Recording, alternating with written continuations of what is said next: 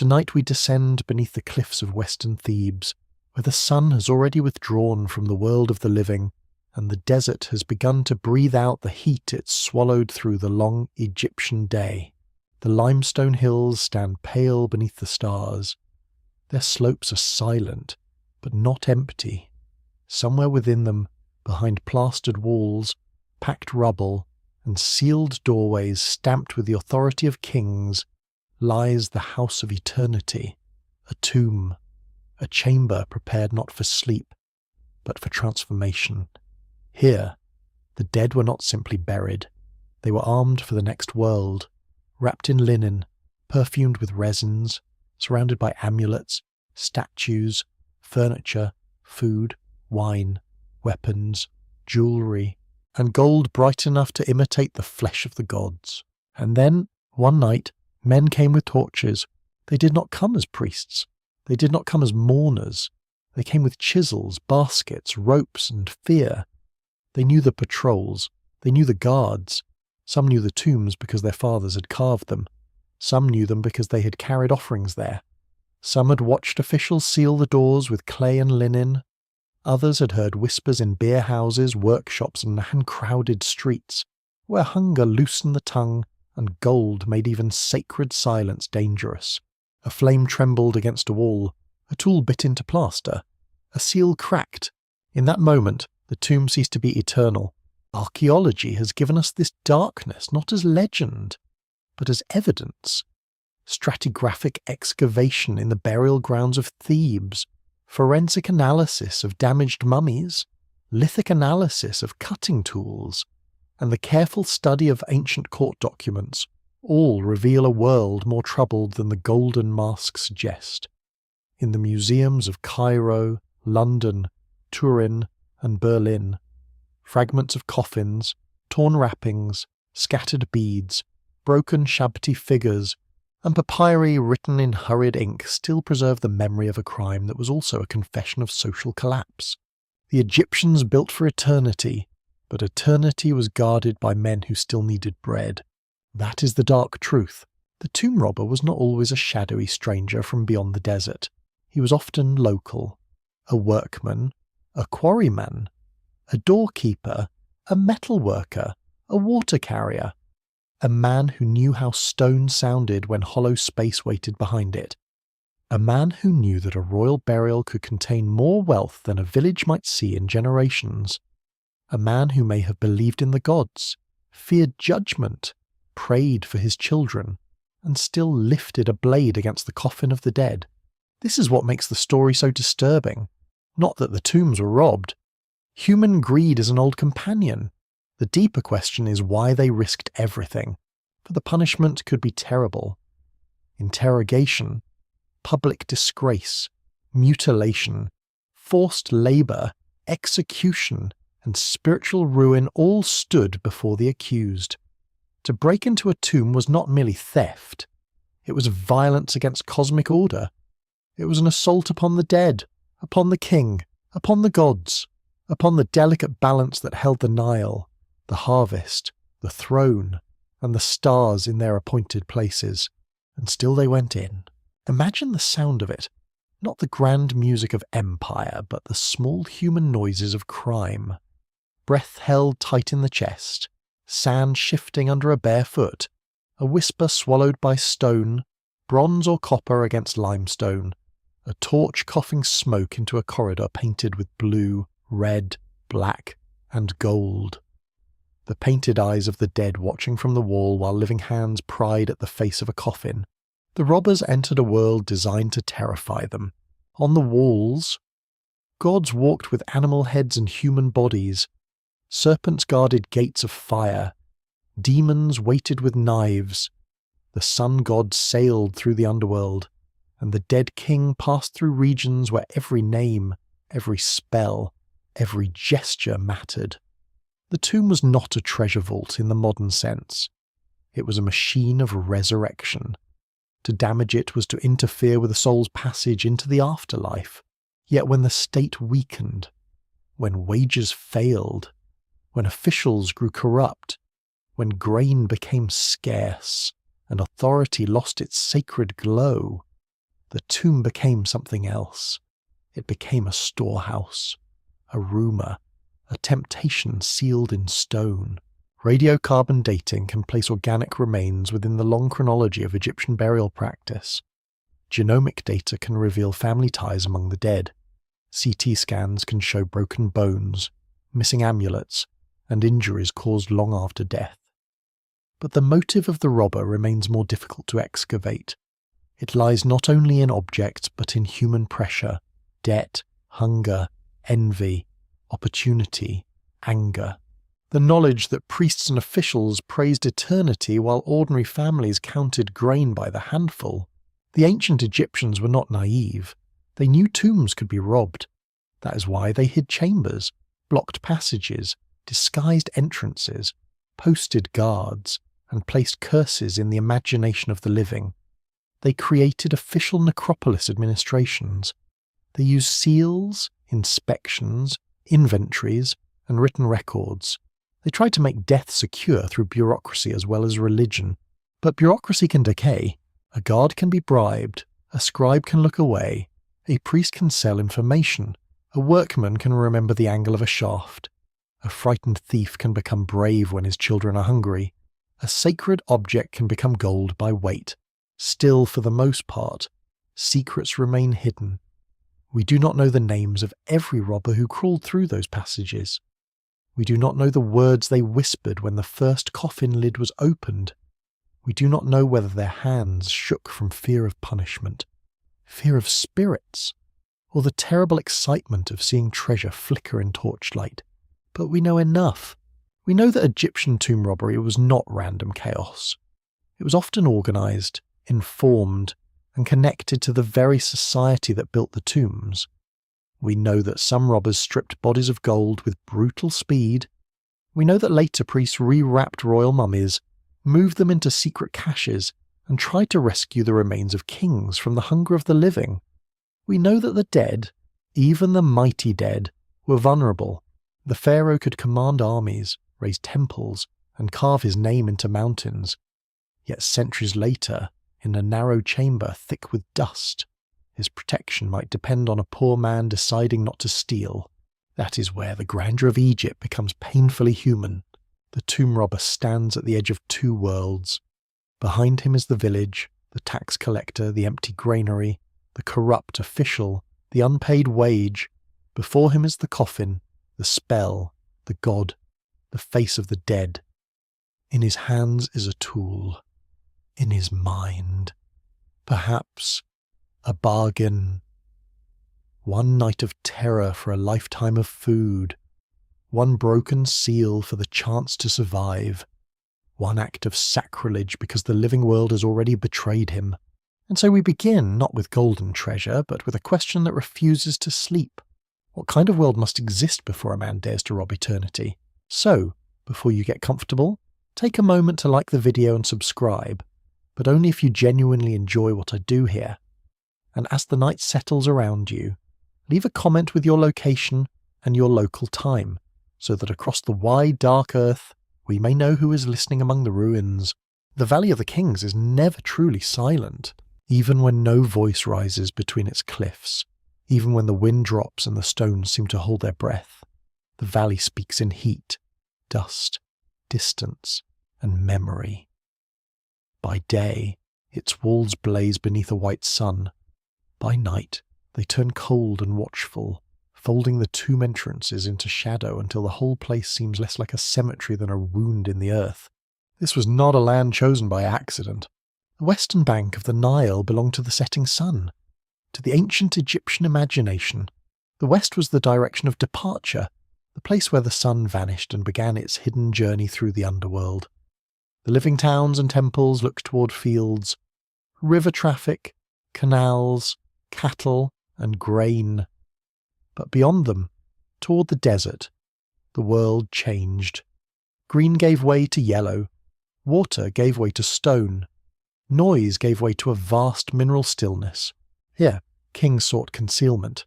Earlier rulers had raised pyramids into the sky, monuments so vast that they could be seen from miles away, brilliant in limestone casing, announcing royal death to every eye. But magnificence can become an invitation. A pyramid says, "Here lies power. Here lies wealth. Here lies a body wrapped in eternity and surrounded by objects precious enough to tempt men across generations." The valley offered a different promise. Not display, but secrecy. Not a mountain built by human hands, but a natural fortress of cliffs, ravines, and twisting approaches. Tomb entrances could be cut low into the rock, hidden beneath the rubble, masked by the desert's own confusion. The earth itself could become a lock, yet no lock made by humans is free from human weakness. The valley was not empty wilderness. It was managed, watched, supplied, measured, and entered by many kinds of people. To carve a royal tomb, the state needed architects, scribes, stonecutters, painters, plasterers, sculptors, water carriers, tool makers, lamp keepers, guards, foremen, and priests. Each man brought a skill. Each skill created knowledge. Each piece of knowledge, once carried home in a human mind, became impossible to seal. Not far away stood the village of the tomb workers, a place of narrow streets and close houses, where families lived beneath the authority of the crown. These were not simple labourers without artistry or thought. They were highly skilled craftsmen, literate officials, and organised crews who created some of the most haunting sacred spaces ever made. Their hands painted stars upon ceilings. Their brushes drew gods with formal grace. Their chisels shaped corridors descending into the kingdom of the dead. They knew the valley intimately. They knew which tomb was old and which was new. They knew where a passage turned, where a burial chamber lay, where stone had fractured, where plaster hid a blocking wall. They knew the smell of fresh-cut limestone and the dust of abandoned shafts. They knew how long a royal funeral took, which officials attended, how offerings were delivered, and which guards liked beer more than duty. This knowledge was necessary for civilization, and dangerous to it. At sunset, the valley changed. The heat lifted from the ground. Shadows lengthened inside the ravines. The painted entrances and workmen's paths vanished into gloom. A man standing alone among those cliffs might feel that the hills were closing around him, that the west had become not a direction, but a presence. Jackals moved along the edges of sight. Bats flickered near tomb mouths. Sand crumbled in small streams from ledges above. The tombs themselves were designed as passages from earthly kingship to divine existence. Their walls contained texts, prayers, and maps of the beyond. They were filled with images of celestial boats, guardians, caverns, rivers of fire, and the nightly rebirth of the sun. The pharaoh did not simply die. He travelled. He transformed. He became part of the great eternal rhythm by which darkness was conquered and morning returned. To rob such a place was to enter sacred geography. But the men who entered at night were not walking through theology alone. They were moving through architecture. A tomb was also stone, mud brick, timber, linen, metal, and clay. It had weaknesses. Blocking walls could be pierced. Seals could be copied or broken. Roofs could collapse. Shafts could be used by those small enough or desperate enough to descend them. Secondary chambers might contain goods overlooked by inspectors. Passage debris could conceal a hidden breach. Ancient security depended upon presence. Someone had to watch. Someone had to inspect. Someone had to report damage, replace seals, punish intruders, and believe that the system still mattered. In times of strength, the valley must have seemed heavily guarded by both the state and the gods. Patrols moved through the necropolis. Officials recorded inspections. Priests maintained rituals. Tombs were not merely private burials, but political statements. They declared that the king's passage into eternity upheld the order of the world. But as generations passed, the living city changed. Dynasties ended. Officials died. Records were lost. New tombs crowded old ground. Wealth flowed elsewhere. Rival powers rose. Grain payments failed. Workers complained, trust thinned, the valley, once the hidden heart of royal immortality, became a landscape of rumours. A man did not need to know every tomb to become dangerous. He needed only one hint. A sloping entrance half buried by rockfall. A story from a grandfather, a mark on the cliff, a memory from a funeral, a guard willing to accept copper, grain, or silence. A priest angry at another priest, a foreman whose accounts did not balance. In such a place, crime grew not like a storm, but like water seeping through cracked stone. And what of fear? Fear was everywhere. Fear of guards, fear of punishment, fear of spirits, fear of the dead king rising in judgment, fear of being betrayed by companions once the treasure was divided, fear of finding nothing after all the risk, fear of the torch going out deep underground, fear of hearing a sound in a sealed chamber where no living person should be. Yet fear does not always stop people. Sometimes it sharpens them. Picture a small group moving after dark along a dry wadi, their bodies wrapped against the night chill, tools hidden beneath cloaks. They avoid the open paths. They speak little. One man leads because he knows the ground. Another carries oil for the lamp. Another brings sacks. Someone has promised that this tomb is worth the danger. Someone has promised that the guards will not come. Someone has promised that the dead cannot hurt the living if one is quick. The valley receives them without answer. Above them, the stars burn with the same cold brilliance seen by kings, priests, widows, soldiers, and slaves. Below them, the tomb waits with its sealed chambers and painted gods. The robbers are small figures against immense time, yet their decision will mark the archaeological record more clearly than many royal decrees. A hacked passage, a disturbed mummy, a missing necklace, a coffin split open by impatient hands. In the valley after sunset, Egypt's greatest contradiction stood exposed. A civilization that mastered stone could not master desire. A state that mapped the underworld could not fully police the night. A religion that promised eternal order still depended upon hungry men keeping faith with the dead.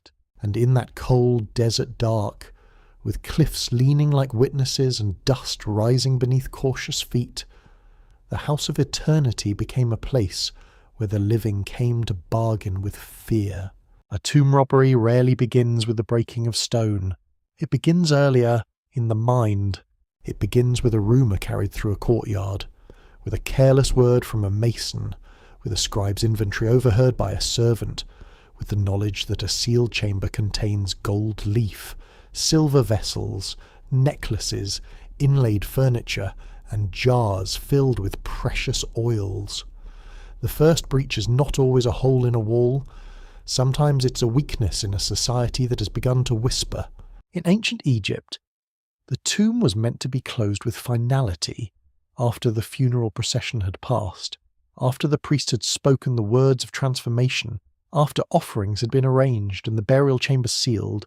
The entrance was blocked, plastered, stamped, and hidden beneath rubble. The living withdrew. The dead remained behind, wrapped in linen and eternity. But archaeology tells a colder story. Across the burial grounds of Egypt, excavators have found signs of ancient intrusion that cannot be mistaken for natural decay. Blocking walls pierced through the centre, plaster seals broken and never restored, coffin lids forced open, mummies disturbed, stripped, rearranged, or left in grotesque positions by men who had no interest in ritual dignity. Storage chambers emptied with haste, pottery shattered underfoot, jewellery removed from between linen folds, gold ripped from faces, fingers, throats and chests. These were not the careful movements of priests performing sacred duties.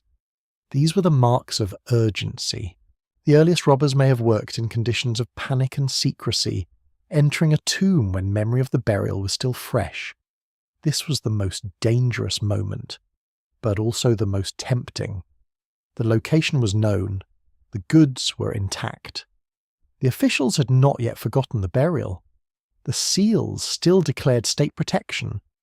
The fear of discovery was enormous, yet the reward glittered behind only a few layers of stone and plaster. There is a strange cruelty in how fresh tombs attracted violation. The more recent the burial, the more reliable the information. A royal or elite funeral was a public event in its outer stages. Goods had to be made, transported, counted, blessed, guarded, and carried. Carpenters knew the coffins, goldsmiths knew the ornaments, priests knew the ritual equipment, porters knew the weight of boxes, officials knew the lists, servants knew what their masters had owned in life. A tomb could be secret in location and still exposed through labour. In smaller cemeteries, the pattern was perhaps even more intimate. A local official died. His family mourned. Workers sealed his chamber. Neighbours watched. Years later, or perhaps not even years, someone returned. Not a foreign invader, not a nameless barbarian, but someone from the same community. Someone who knew the family's fortunes. Someone who had seen the burial furniture carried in. The first breach, then, was often domestic. The robber's hand reached not merely through stone, but through the social fabric of the living. Trust failed, kinship failed, fear failed, the sanctity of the burial failed, and once one tomb had been opened, others became imaginable. A forbidden act, once committed, changes the shape of possibility. The unthinkable becomes a technique. The evidence of these early robberies is sometimes stark. In some graves, the thieves ignored pottery and food offerings but removed metal. They sought compact wealth, objects that could be hidden, melted, traded, or divided. Gold was especially dangerous because gold could lose its identity. A necklace made for a noblewoman could become a lump. A divine amulet could become payment. A royal ornament could vanish into the marketplace, stripped of its sacred history by fire. Other goods were less portable but still valuable. Linen could be stolen. Wood could be reused. Copper tools could be taken. Precious oils and resins could be sold. Even coffins, if beautifully made, could be repurposed by those with access to burial trades. A tomb was not merely a treasury of jewels.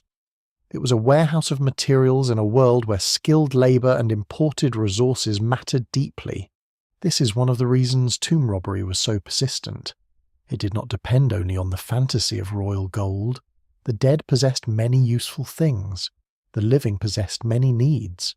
Some robberies appear crude, as if committed by desperate men with little time. Others suggest planning. Tunnels were cut from nearby tombs. Passages were followed carefully. Rubble was removed and replaced. Access points were concealed. The thieves understood how tombs were built, where chambers might lie, and how to avoid unnecessary labour underground. In this, the archaeological record becomes almost intimate. We can trace not only that they stole, but how they thought. A robber standing before a blocked passage had choices to make. Strike at the centre or the edge. Follow a crack or create one. Work quickly and loudly or slowly and quietly. Carry debris out or push it inward. Open every chamber or search only for the burial room. Break the coffin apart or lift the lid. Strip the mummy in place or drag it into open space. Each decision left marks. Each mark is a sentence in the silent confession of the tomb. Stratigraphic excavation has shown how intrusive cuts disturb layers that were meant to remain sealed. A shaft filled in one period might be reopened in another. Robbers' debris might contain pottery from later occupation, torch fragments, broken tools, scraps of linen, or displaced burial goods. The tomb becomes a layered crime scene, where the original funeral, the intrusion, the official inspection, and later disturbances all lie mingled in dust. Still, for the most part, secrets remain hidden. We do not always know whether a tomb was robbed 1 year after burial or 2 centuries later. We do not always know whether thieves were caught, whether they escaped, whether they returned again and again until nothing useful remained. We do not always know if a broken mummy was desecrated by one group or many hands separated by generations. But certain truths rise from the damage. The first breach was not an exception to Egyptian civilization. It was part of its shadow. The same system that created tomb wealth also created knowledge of that wealth. The same reverence that filled burial chambers with offerings also concentrated valuable objects in hidden places. The same hierarchy that buried the powerful with splendor made the poor aware of the distance between sacred abundance and daily scarcity. And so the tomb, meant to protect the dead forever, became a test of the living world. A sealed doorway asked whether law still held. A golden coffin asked whether piety could resist hunger. A guarded valley asked whether officials could be trusted. A mummy wrapped in amulets asked whether fear of the gods outweighed the pressure of human need. The first breach was the moment the answer became uncertain. Somewhere in the dark, a wall gave way.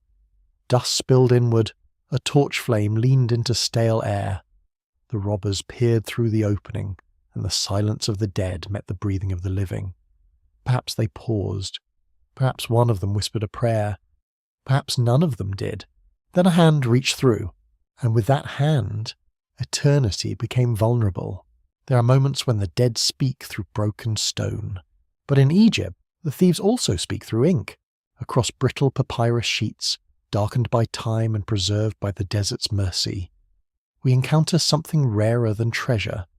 We encounter voices under pressure, men accused of entering tombs, opening coffins, stripping gold, dividing loot, naming companions, denying guilt, confessing under fear, and trying to survive the machinery of royal justice. The Peperi do not sound like legend, they sound like paperwork. That is what makes them so chilling. A tomb can show us damage. A mummy can show us violence. A broken seal can tell us that someone crossed a forbidden boundary. But the trial records pull us closer to the human breath behind the crime. They give us names, occupations, interrogations, accusations, and fragments of speech shaped by scribes who sat near the center of power. The documents are not neutral windows. They belong to the state. They record what officials wish to preserve. Yet even through their formal language, the fear of ordinary men comes through. One of the most haunting bodies of evidence comes from the troubled end of the New Kingdom, when royal authority trembled and the great tomb fields of Thebes became scenes of suspicion.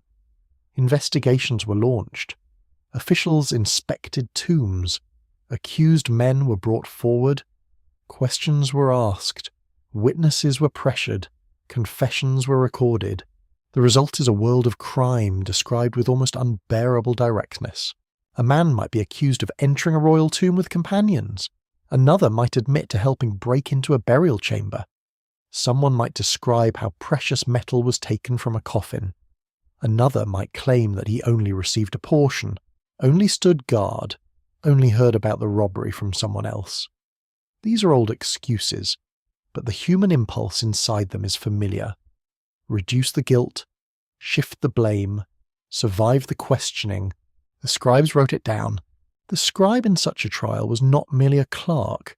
He was the keeper of official memory. His reed pen turned fear into record. His ink transformed spoken testimony into evidence that could travel across offices and outlast every person in the room. Under his hand, the names of robbers passed from human panic into administrative permanence. The scene can be imagined with terrible clarity. A room thick with heat, officials seated according to rank, guards standing nearby. The accused brought in one by one, dusty, frightened, perhaps bruised. The questions formal at first. Who went with you? Which tomb did you enter? What did you take? Who received the gold? Who melted it? Who hid it? Who among the guards knew? Who among the scribes looked away? Then pressure. Ancient justice did not always trust silence. The body could become an instrument for extracting truth. Beatings and forced statements appear in the world of Egyptian criminal procedure. A confession might be shaped by pain, fear, or the desire to end questioning. For this reason, the papyri must be read with caution. They do not simply reveal what happened, They also reveal how power demanded that events be narrated. Still, even cautious reading cannot remove the darkness. The accused often knew too much. They named tombs. They described methods. They spoke of shares divided among groups. They mentioned officials, workmen, guards, and receivers. The crime was not always a lonely act by a desperate stranger. It could be networked, negotiated, and protected. Gold taken from the dead did not remain in the tomb robber's hand. It moved. It passed into houses, workshops, markets, and perhaps even temples. It became invisible through exchange. Here the papyri reveal a second crime beneath the first. Robbery required access, but profit required circulation. Stolen treasure had to be hidden, altered, melted, traded, or spent. A man could not walk openly through Thebes wearing the ornaments of a desecrated king. Gold had to lose its shape. Rings, amulets, and inlays had to become metal. Sacred identity had to be destroyed so material value could survive. The furnace became an accomplice. Imagine gold that had rested upon a royal body, warmed by ritual oils, darkened by tomb air, guarded by painted gods. In the hands of thieves it was cut away, carried through the night, and brought to someone who knew fire. There, the object's form ended. The amulet ceased to be an amulet. The sacred image collapsed into liquid brightness. A god, a name, a symbol of resurrection, all reduced to weight. This is why tomb robbery was more than theft. It was transformation in reverse. Egyptian burial practice turned earthly objects into eternal companions. The robber turned eternal companions back into commodities, yet the papyri do not permit simple moral comfort. Some accused men came from classes that lived close to hardship. Workmen, labourers, and minor functionaries moved in a world where wages might arrive late, where food prices could rise, where elite wealth seemed immeasurable, and where corruption at the top weakened obedience below. When records show tomb robbery expanding in troubled times, they force us to confront a painful possibility. Sacrilege may flourish when society no longer convinces people that its sacred order is just. The court records also expose rivalry among officials. Inspections could become political weapons. One administrator might accuse another of failing to protect tombs. Reports might exaggerate or conceal. A damaged burial could be evidence not only of crime, but of negligence, corruption, or factional struggle. The tomb fields became a theatre in which power accused power, while poorer men suffered most visibly under interrogation. Still, for the most part, secrets remain hidden. A confession on papyrus does not always tell us who truly directed the robbery. It may name the hands, but not the mind. It may show the man who carried the sack, but not the official who guaranteed the patrol would be absent. It may preserve the trembling voice of the accused while leaving the powerful silent. That silence is part of the story. The papyri survive like fragments of a storm. They show us lightning, not the whole sky. A name appears, then vanishes. A tomb is inspected, then the record breaks.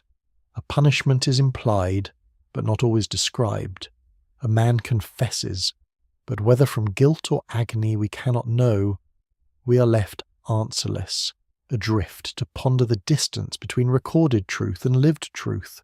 And yet these documents remain among the most intimate remains of ancient Egypt, not because they display the glory of kings, but because they reveal a society arguing with its own shadow. They show officials trying to defend eternity with questions and lists. They show scribes transforming violation into archive. They show the living dead of bureaucracy surrounding the sacred dead of the tomb. Above all, they show that tomb robbery was known, feared, investigated, and spoken aloud. No longer is the robber only a silhouette against torchlight. He has a name. He has companions. He has excuses. He has a portion of stolen metal hidden somewhere beyond the reach of the page. He stands before authority, caught between denial and confession, between hunger and punishment, between the gods he may still fear and the gold he could not resist. The papyrus does not forgive him. But it does something more unsettling. It lets him speak. Gold glitters most brightly when seen from hunger. To understand the risk, we must step away from the hidden chamber and enter the world of the living. Not the ceremonial Egypt of carved reliefs and royal triumphs, but the Egypt of mud brick houses, ration lists, worn sandals, crowded workshops, unpaid labour, debt, quarrels, sickness, and the daily question of bread for most people. Life along the Nile was bound to cycles they did not control. The river rose, or it failed. The fields drank deeply, or cracked beneath a cruel sky. Grain filled the storehouses, or vanished into taxes, pests, officials, and scarcity. A good inundation could bring confidence. A poor one could bring fear. In such a land, abundance and desperation were never strangers. They lived side by side, divided by walls, rank, and access. The tombs made that division visible in its most extreme form. A dead noble might rest beneath layers of linen, beside jars of oil, baskets of food, carved furniture, metal vessels, and ornaments made with the labour of many hands. A living worker might return home with insufficient grain. A priest could speak of eternal offerings while a child cried from an empty stomach. A king could be buried with wealth beyond ordinary imagination, while the men who guarded his tomb argued over delayed rations. This contrast did not automatically create crime. Ancient Egyptians believed deeply in duty, order, family, and the sacred requirements of burial. But belief must live in bodies, and bodies must eat. When wages failed, reverence became harder to sustain. The workmen who served the royal necropolis were often paid in kind.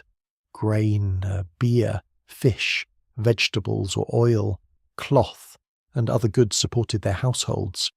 These payments were not luxuries, they were lifelines. If a ration arrived late, the effect spread quickly. A man still had dependents, a household still needed fuel, tools still needed repair. Debt still waited. Hunger did not pause because the king's officials were slow in troubled periods. The state's promises weakened. Corruption thickened like silt in a neglected canal. Grain might be diverted. Supervisors might enrich themselves. Records might pretend that payments had been made while stomachs knew otherwise.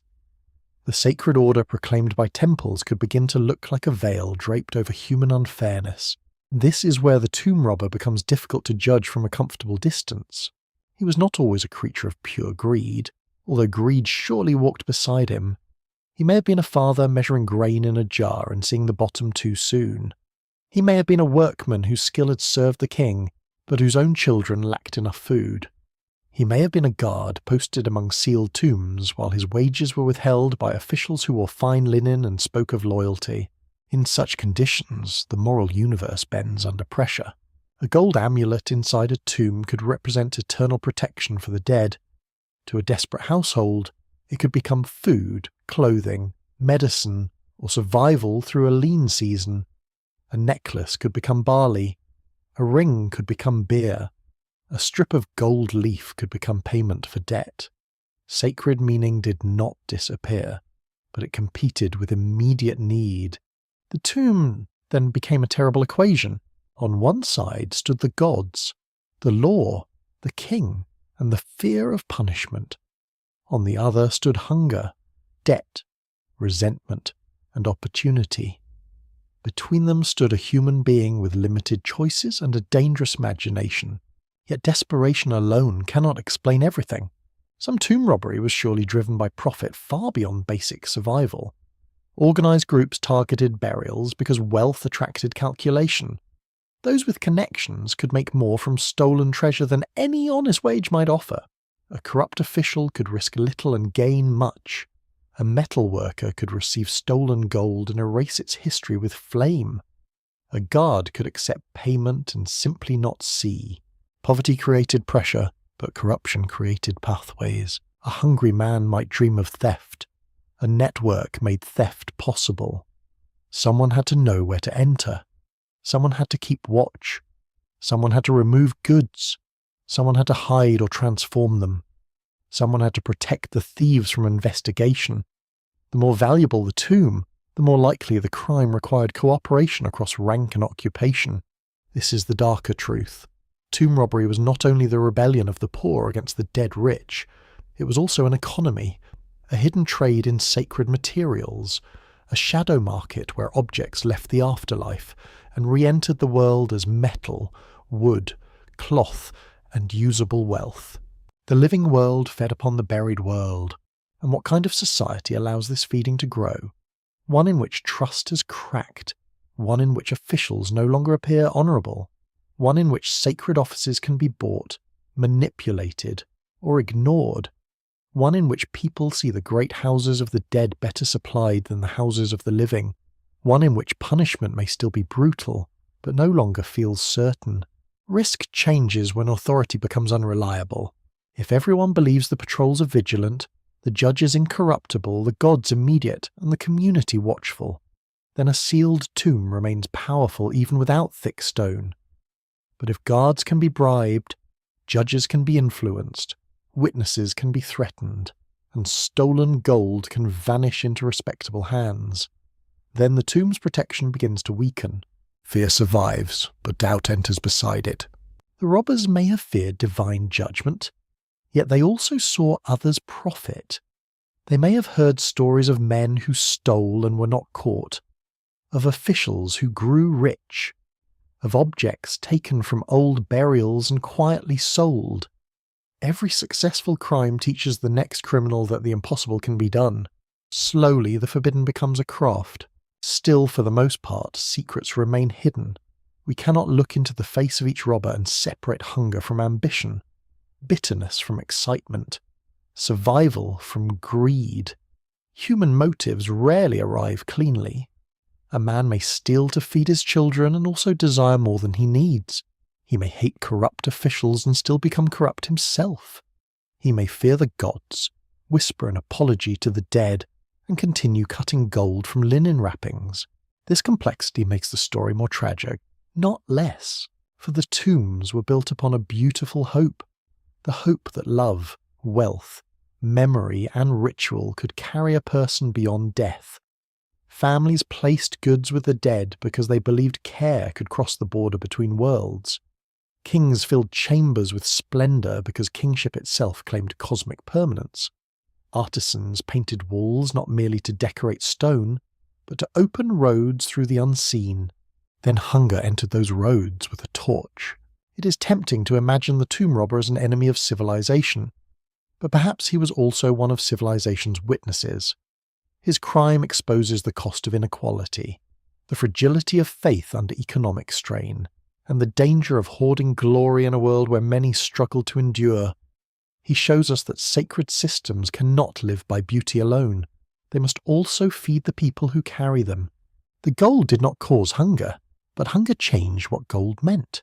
In the darkness of the tomb, an amulet could still shine with divine promise. In the darkness of a poor house, that same shine could become bread. Between those two meanings lay the abyss into which many men stepped, trembling, guilty, and alive. Every tomb has two architects. One is the person who designs it for the dead. The other is the person who learns how it may be entered by the living. In ancient Egypt, the royal tomb was not the product of mystery alone. It was a work site that required planning, measurement, quarrying, cutting, hauling, plastering, painting, sealing, and guarding. A sacred passage into eternity began as labour beneath the desert sun, with men sweating in dust, calling instructions, sharpening tools, mixing pigments, trimming blocks, and marking walls with lines that later generations were never meant to see. The tomb builders stood at the border between secrecy and knowledge. They served the hidden dead, yet their work demanded intimacy with the hidden place. They knew the corridors before paintings covered them. They knew the chambers before offerings filled them. They knew where the stone was firm, where it was weak, where a passage had changed direction, where a chamber had been enlarged, where a crack in the limestone forced a new plan. Their eyes saw the tomb in its unfinished nakedness, before ritual wrapped it in awe. Such knowledge could not be buried. A royal burial might end with ceremony, but the memory of the structure survived in the minds of those who had made it. A painter remembered the wall he decorated. A plasterer remembered the blocking he smoothed. A mason remembered the echo beyond a partition. A foreman remembered the sequence of chambers. A guard remembered the days when certain officials arrived with sealed boxes. A scribe remembered the inventory, the count of furniture, oils, linens, vessels, and jewels. The dead were enclosed in stone, but their secrets lived in human memory. The village of the necropolis workers was a place unlike ordinary settlements. Its people were bound to royal service, organised into crews and watched by the state. Their skills were specialised. Their work was prestigious. Their lives were controlled. They created eternity for kings, queens, princes, and high officials. But they also lived in narrow domestic spaces where quarrels, debts, marriages, illnesses, friendships, gossip, and resentment grew as they do in every human community.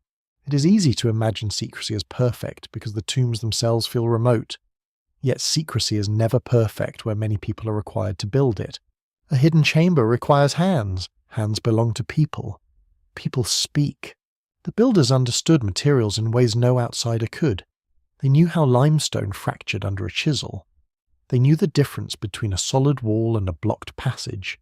They could feel the density of stone through the resistance of a tool. They knew when a wall had been plastered over rubble rather than carved from bedrock. They knew how much time it might take to make a hole wide enough for a body to squeeze through. This was not magical knowledge, it was craft. Lithic analysis of tool marks can reveal the direction, pressure, and technique of cutting. Archaeological study of unfinished tombs can show the stages of excavation, the sequence of work gangs, the corrections made in stone, and the traces left by builders. These traces remind us that the tomb was not born complete.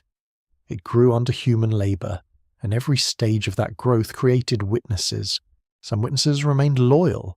Some may have told stories without criminal intent. Some passed knowledge within families as part of professional identity.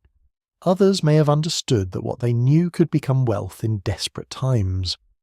A line between memory and conspiracy is not always visible until someone crosses it. The tomb builder's knowledge was especially dangerous because it reduced fear. To an outsider, a sealed tomb might appear like an untouchable sacred mass, a place protected by unknown corridors and divine threats. To a workman, it was also a problem of stone. He might know that a burial chamber lay a few arm lengths beyond a blocked wall. He might know that a side room contained boxes. He might know that the entrance was hidden beneath loose debris rather than deep bedrock.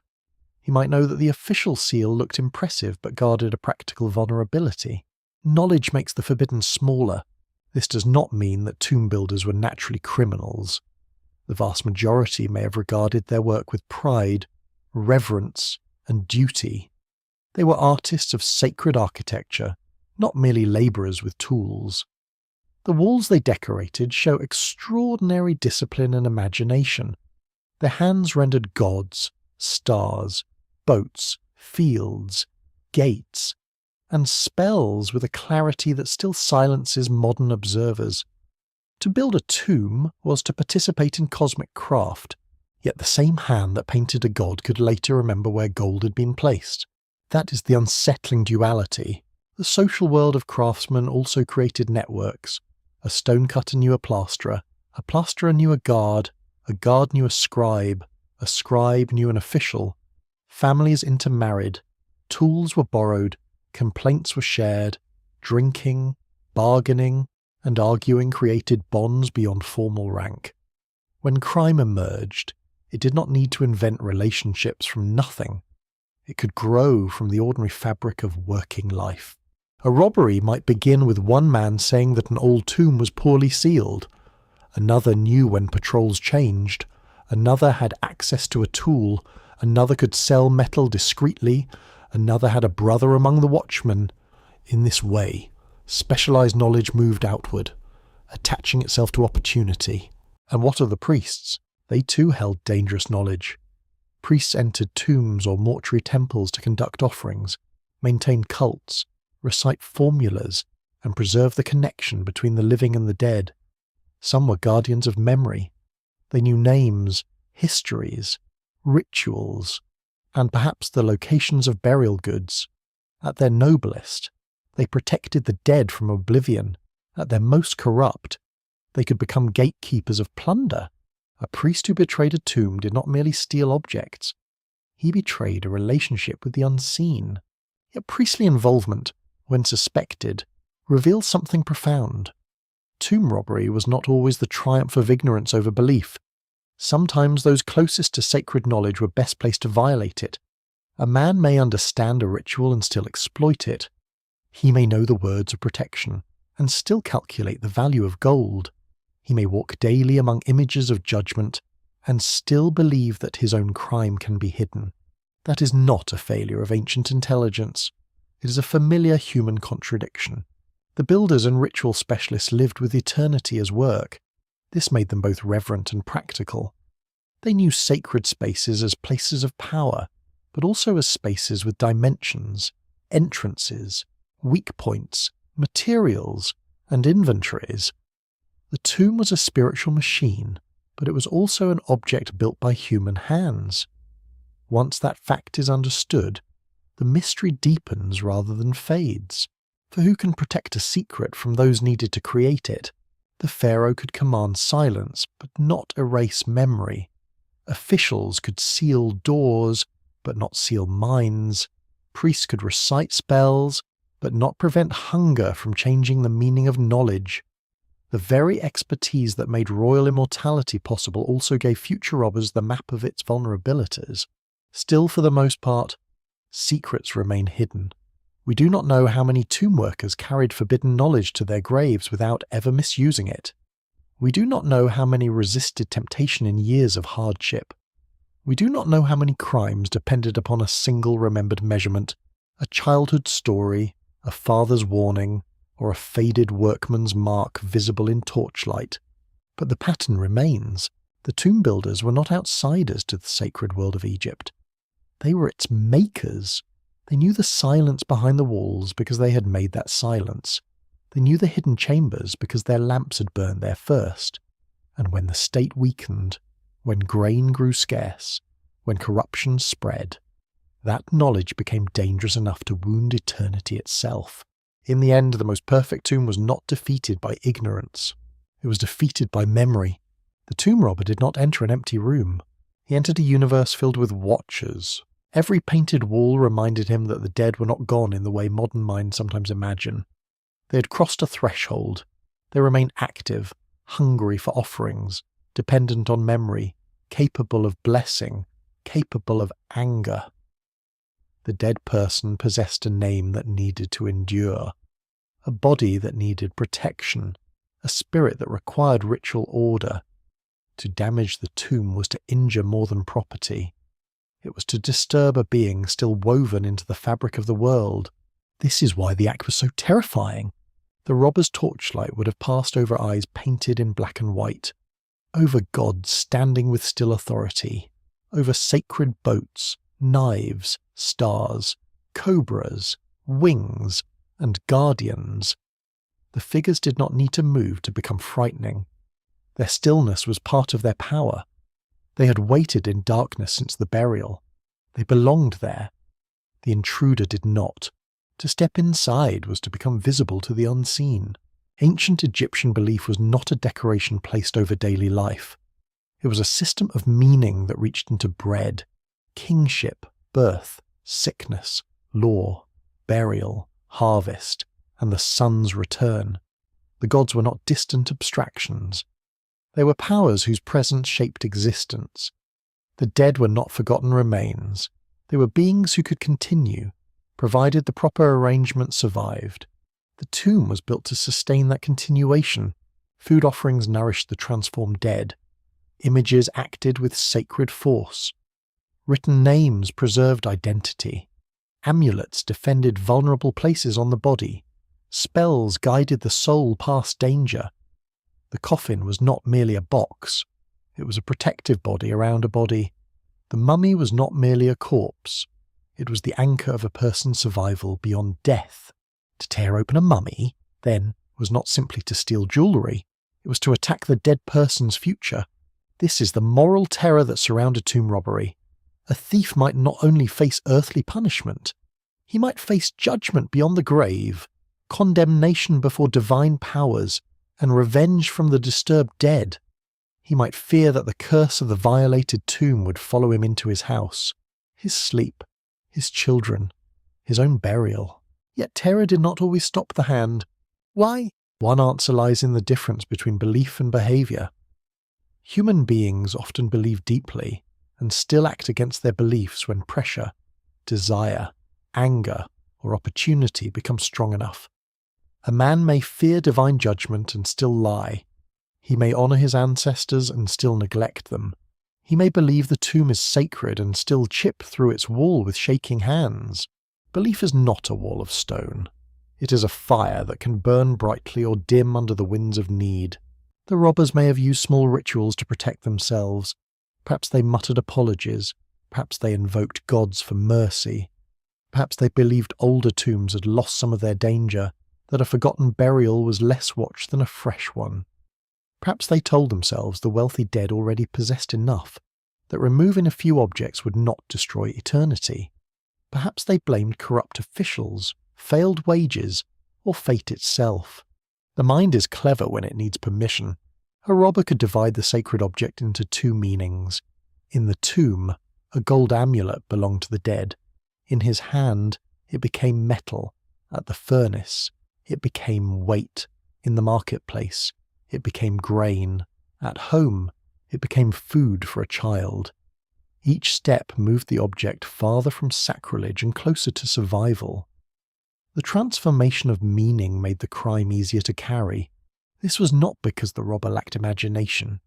It was because he possessed too much of it. He could imagine the gods, but he could also imagine hunger. He could imagine punishment, but he could also imagine escape. He could imagine the anger of the dead, but he could also imagine his family eating. Between these visions, he chose, or was pushed toward choosing, the one that belonged to the living body. Still, there is another motive darker than need. Some robbers may have felt resentment toward the dead. Not personal hatred, perhaps, but anger at the system that placed such wealth beyond use. The tomb presented inequality in its most silent and provocative form. Here lay abundance deliberately removed from the living world. Grain, metal, oil, fine cloth, furniture, and ornaments had been locked away for one person's eternal journey while others struggled in time. To the faithful, this was proper. The dead required provision. The social order demanded respect. The king and elite had obligations beyond ordinary life. To the angry, it may have looked like waste. In that thought lies danger. Once the tomb's sacred purpose is doubted, it becomes a hoard. Once the mummy is no longer approached as a transformed being, it becomes an obstacle wrapped in linen. Once the amulet is no longer divine protection, it becomes gold fixed in place by superstition. The robber does not need to stop believing entirely. He only needs to believe less strongly for one night. The tomb walls fought against that doubt. They surrounded him with images of order. The dead person receiving offerings, gods extending life, protective wings spread wide, divine beings seated in calm authority, the sun travelling through danger and returning renewed. All of it declared that the universe was meaningful, that ritual mattered, that the living had duties to the dead. But outside the tomb, another message may have waited. Officials could be corrupt, rations could fail, justice could be unequal, priests could grow rich, the powerful could demand obedience while failing to protect those below them. When lived reality contradicted sacred order too sharply, some people may have begun to doubt not the gods themselves, but the fairness of those who claim to serve them. This distinction matters. A tomb robber could still fear the gods while despising the state. He could still believe in the afterlife while resenting the wealth of nobles. He could still acknowledge sacred danger while deciding that human injustice had already broken the moral balance. In such a mind, the crime becomes not innocent, but explainable. Sacred fear and mortal greed were not enemies standing far apart. They mingled in the same chest. Imagine the robber kneeling beside a coffin. The lid resists, the wood creaks, dust rises. The painted face of the dead looks upward with a serenity that seems almost accusing. The robber's companion urges speed. The torch burns low. A guard might come. A stone might fall. A spirit might stir. His hands search the wrappings for hard shapes beneath linen, beads, amulets, rings, gold foil. The body beneath has a human outline. For a moment, he must know what he is doing. No theory removes that moment. Hunger may explain it. Corruption may enable it. Social collapse may surround it. But the hand still chooses to pull. The sacred still gives way beneath fingers. The dead are still made poorer by the living. And yet the story refuses simple judgment because the living were also being consumed. A society that placed immense wealth in tombs while failing to maintain justice among the living created the conditions for this terror. A system that depended on guards but did not feed them, on workers but did not pay them, on priests but did not keep them honest, invited the shadow it condemned. The robber violated the tomb, but the tomb had already become vulnerable through failures above him. Only time will tell what future discoveries will be made. New excavation, forensic study, residue analysis, and careful reading of old records may reveal more about how ancient Egyptians balanced fear with need, reverence with theft, faith with desperation. But even now, the central mystery remains painfully human. The robber risked everything because everything had already become unstable. The gods still watched. The dead still waited. The painted guardians still held their knives in the eternal dark. But outside, children needed food, officials took bribes, wages failed, and gold slept uselessly beside the dead. So the robber lifted his torch and entered. Not because he had no fear, because something in the world of the living had become stronger than fear. A tomb robbery was not a single act.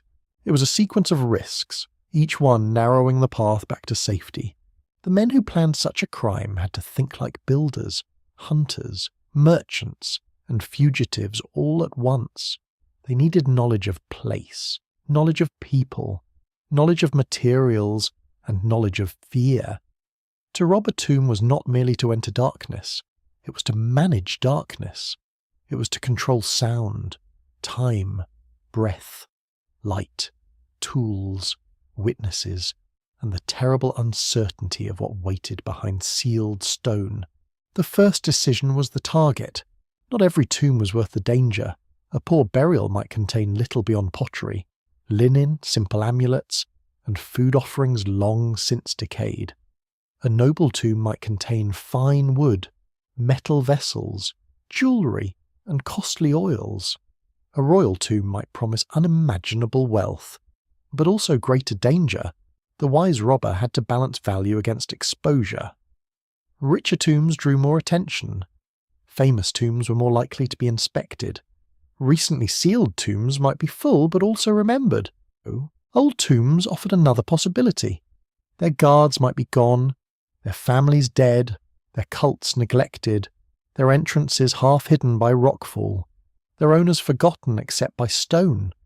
To a robber, forgetfulness was a kind of permission, not sacred permission, but practical permission. A tomb no longer visited could be approached with less fear of human discovery.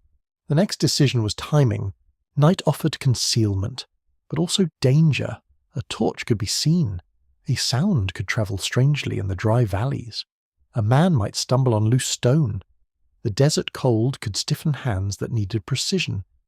Daylight might allow better work in remote places, but movement would be easier to notice. The robbers had to choose when patrols were weakest, when officials were distracted, when festivals, funerals, storms, or political disorder created gaps in vigilance. Then came the approach. They would not walk like pilgrims. They would move like men already guilty in their own minds. Every shadow could be a guard. Every falling pebble could sound like betrayal. Tools had to be concealed or explained. Rope, baskets, cloth, blades, chisels, lamps, oil, and perhaps water had to be carried without drawing suspicion. A tomb robbery required equipment, and equipment leaves questions in the minds of neighbours. The entrance, if visible, might be blocked with rubble. If hidden, it had to be located by memory, marks, or rumour. Some robbers may have cleared old shafts. Others cut through side walls from nearby tombs. Others entered through natural cracks or damaged architecture. The most skillful route was not always the original doorway. It was the route least likely to be watched. Once the work began, sound became the enemy. Stone resists, plaster cracks, rubble shifts. A chisel strike can travel through rock and night air. The robbers had to work with rhythm and caution. They may have wrapped tools, used existing weaknesses, widened cracks slowly, or waited when noise seemed too great. Every moment at the wall increased the chance of discovery, yet haste could bring collapse, injury, or a hole too small to use. The first opening may have been no wider than a man's shoulders. Through it came stale air, dust, and the smell of sealed time. Ancient tombs do not simply smell of death. They smell of old resin and dry stone, decayed wood, linen, bitumen, dust, and emptiness.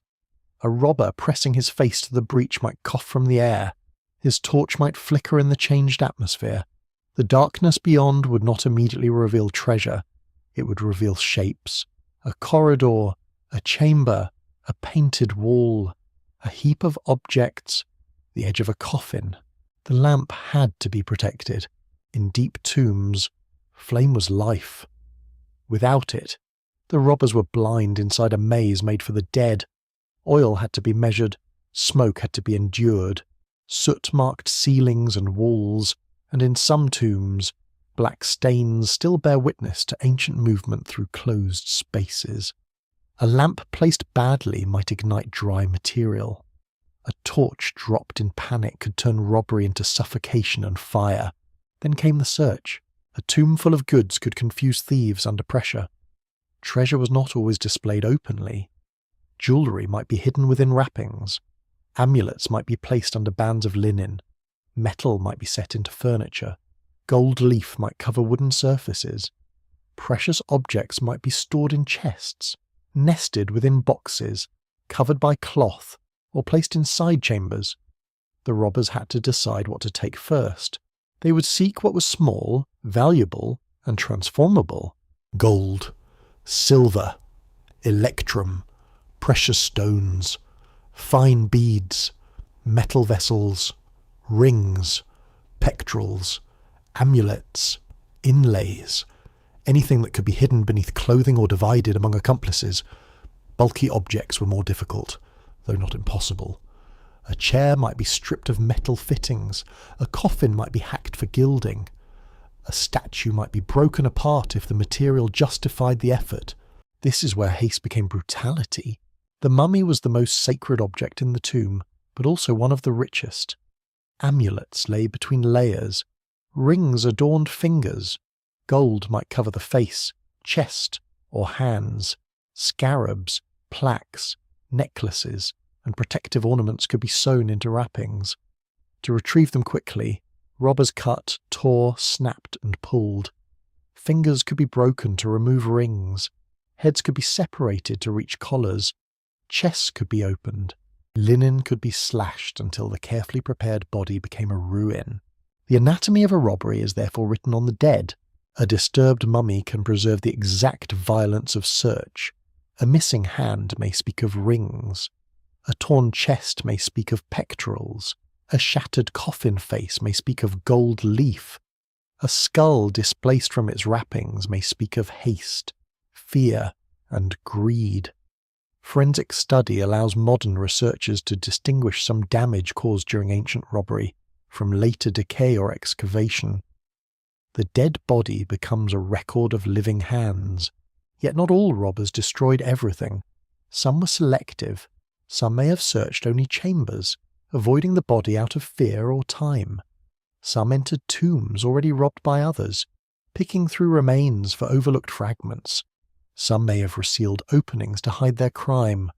Some may have returned repeatedly, each visit stripping another layer from the burial. A tomb could be robbed in stages. The first thieves might take precious metal.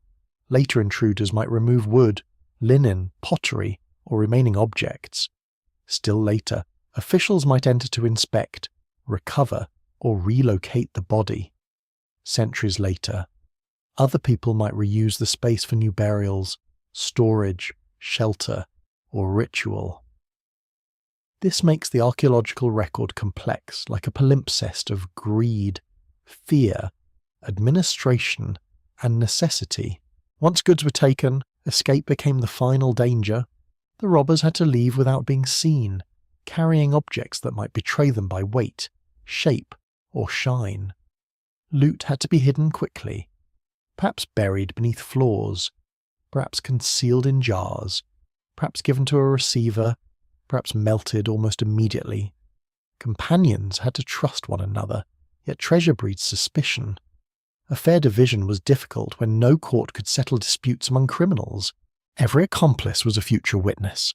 A man denied his share might speak. A frightened participant might confess. A wife might notice strange wealth. A neighbour might wonder why grain suddenly appeared in a hungry house. A metal worker might be questioned. A guard might demand more payment. The robbery did not end at the tomb mouth. It continued as a chain of silence, and every link could break. This is why the crime required not only courage, but continuing fear. The robbers carried the tomb with them. Its gold entered their homes, but so did its danger. Its silence followed them into markets, workshops, and sleep. Even if they escaped the guards, they had to live with memory. They had seen what was not meant for them. They had touched the dead. They had heard the cracking of sacred wood. They had watched divine images disappear into sacks. Some may have celebrated. Some may have trembled. Some may have spent quickly, as guilty people often do. Some may have hidden wealth so well that they never enjoyed it. Some may have been betrayed by the very companions who had crawled beside them into the dark. The anatomy of a tomb robbery reveals a truth colder than simple greed. It was labour, criminal labour, sacredly destructive labour, but labour nonetheless. It required planning, endurance, skill, and nerves hardened against fear. The tomb robber was not merely grabbing treasure from a chest. He was navigating architecture, ritual, surveillance, material science, social networks, and moral terror. He was performing a dangerous craft inside a place designed to outlast him, and still, the smallest mistake could destroy him. A tool left behind, a footprint in dust, a broken seal notice by an inspector, a lamp mark on a ceiling, a sudden purchase, a boast spoken after beer, a companion taken by guards, a confession forced from a tired body. The tomb was dark, but the world outside was full of eyes. So when we imagine the robber at work, let us not see only gold. Let us see sweat in the cold underground air. Let us see dust on lips. Let us hear stone giving way, linen tearing, a whisper growing sharp with panic. Let us feel the dreadful intimacy of a living hand searching the dead. The crime was not quick in the soul, even if it was quick in motion. It began with desire, it moved through stone. It ended in silence, accusation, or wealth that could never be entirely clean, and in the sealed darkness, where the painted gods remained calm upon the walls, the robber learned that eternity could be opened by force, but never without leaving a wound.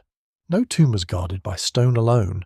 A sealed chamber depended upon living men, and living men brought with them the frailty of every human institution. They had families, debts, rivalries, ambitions, appetites, resentments, and fears. They could be loyal. They could also be bought in the necropolis, where the dead possessed gold and the living controlled access. The guardian could become the first crack in the wall. This is where the story darkens. The official language of ancient Egypt praised order. It spoke of justice, truth, balance, and the proper arrangement of the world. The king upheld cosmic stability. The priests maintained sacred service. The scribes recorded what was due. The guards watched the places that must not be disturbed. In theory, every role supported the same divine architecture, but theory does not patrol at midnight. A watchman posted among tombs may have known the limits of the system better than any high official. He knew which paths were rarely inspected. He knew when a superior was absent. He knew who drank heavily. He knew which tomb entrances were already damaged. He knew whether a report would be taken seriously or buried beneath other business. He knew how much his own silence was worth. Such knowledge was power. A guard did not need to swing a chisel to participate in robbery. He could simply fail to see. He could delay an inspection. He could warn thieves when officials approached. He could explain patrol routes. He could claim that a damaged seal had been broken by old collapse. He could report a disturbance only after the valuable goods had vanished. His crime could appear as negligence, and negligence could hide intention. The more complex the administration became, the more places corruption could hide. Scribes held another kind of power. They controlled words, numbers, lists, and memory. A scribe knew what had been delivered, stored, sealed, inspected, or reported. He could write an accurate inventory or an incomplete one. He could preserve an accusation or make it disappear. He could record that a tomb was intact when it was not. He could protect himself behind formal language, while men of lower rank carried the visible guilt. Ink could be as dangerous as a blade. In a society where records mattered deeply, the person who controlled the record controlled the official shape of reality. A missing object might be called never delivered. A broken seal might be called old damage. A delayed report might become an administrative confusion. The dead could be robbed twice, once by hands in the tomb, and once by words in an office. Priests also stood in a perilous position. They were guardians of ritual, memory, and sacred access. They recited offerings. They maintained cultic duties. They knew which dead still had endowments, which tombs were visited, which families remained influential, and which burials had faded into neglect. Their work placed them close to the boundary between reverence and opportunity. The holier the office, the more shocking the betrayal when corruption entered. A priest who stole from a tomb carried a particular darkness. He did not merely violate property, he violated a world he was trained to sustain. He knew the prayers, the gestures, the names, the need for ritual care.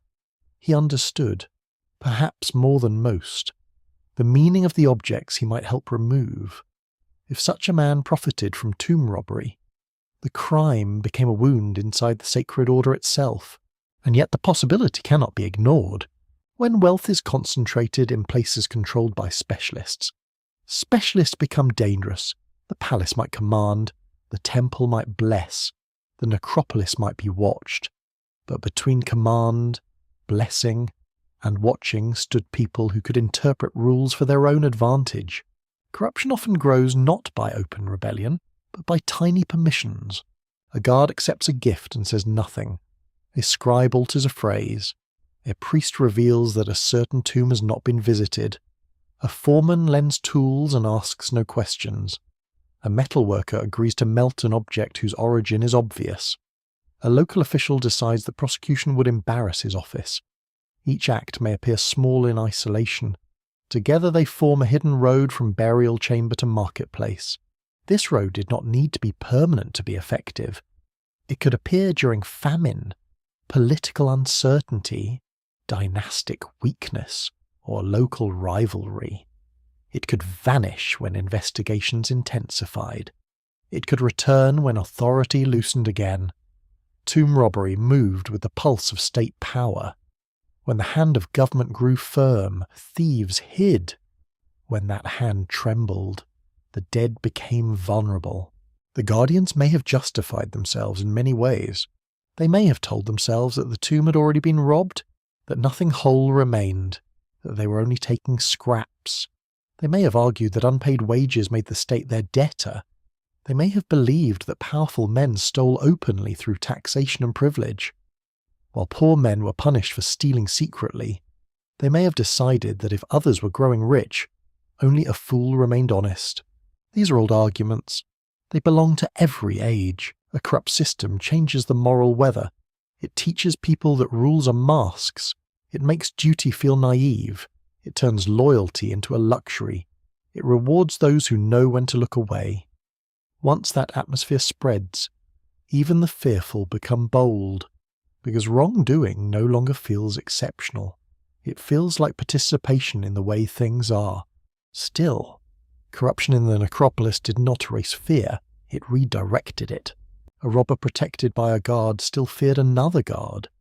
A scribe falsifying a record still feared a rival scribe. A priest selling knowledge still feared exposure by another priest. The hidden economy of tomb robbery depended upon trust among untrustworthy people. Every bribe created leverage. Every accomplice created danger. Every shared secret became a weapon. The guardians guarded one another as much as they guarded the dead. This is why investigations could become explosive. A single captured thief might name a guard might name a scribe might name a superior might accuse a rival. What began as a hole in a tomb wall could become a crack in the administration. The crime exposed not only missing gold, but the failure of those sworn to protect it. There must have been tension in the offices of the necropolis when rumours spread. Officials gathering reports, guards insisting they knew nothing, scribes comparing records, priests defending their purity, accused men watching the faces of superiors, wondering who would be sacrificed to preserve the reputation of the powerful. The dead lay silent in damaged chambers, while the living negotiated guilt. The state needed culprits, but not always the whole truth. To punish poor robbers was easier than to admit that guardians had failed. To condemn a workman was simpler than to expose a chain of bribery reaching into respectable ranks. Official justice may have revealed much, but it may also have concealed whatever threatened authority too deeply. The record is therefore both a lamp and a veil. Still, for the most part, secrets remain hidden. We cannot reconstruct every bribe, every whispered arrangement, every official who profited without leaving a trace. We cannot know how many guardians were honest, how many resisted, how many were pressured, how many were falsely accused by desperate thieves seeking mercy. The necropolis was a living institution, and living institutions leave partial shadows. Yet the logic is clear. The tomb robber needed opportunity. The guardian controlled opportunity. Between them lay the possibility of corruption. A sealed door could be broken by tools, but a guarded door could be opened by consent. A patrol route could be avoided by information. An inspection could be survived by altered records. A stolen object could enter the economy through craftsmen willing to erase its identity. The dead were not defeated only underground. They were defeated in offices, workshops, guard posts, and private houses where silence was purchased.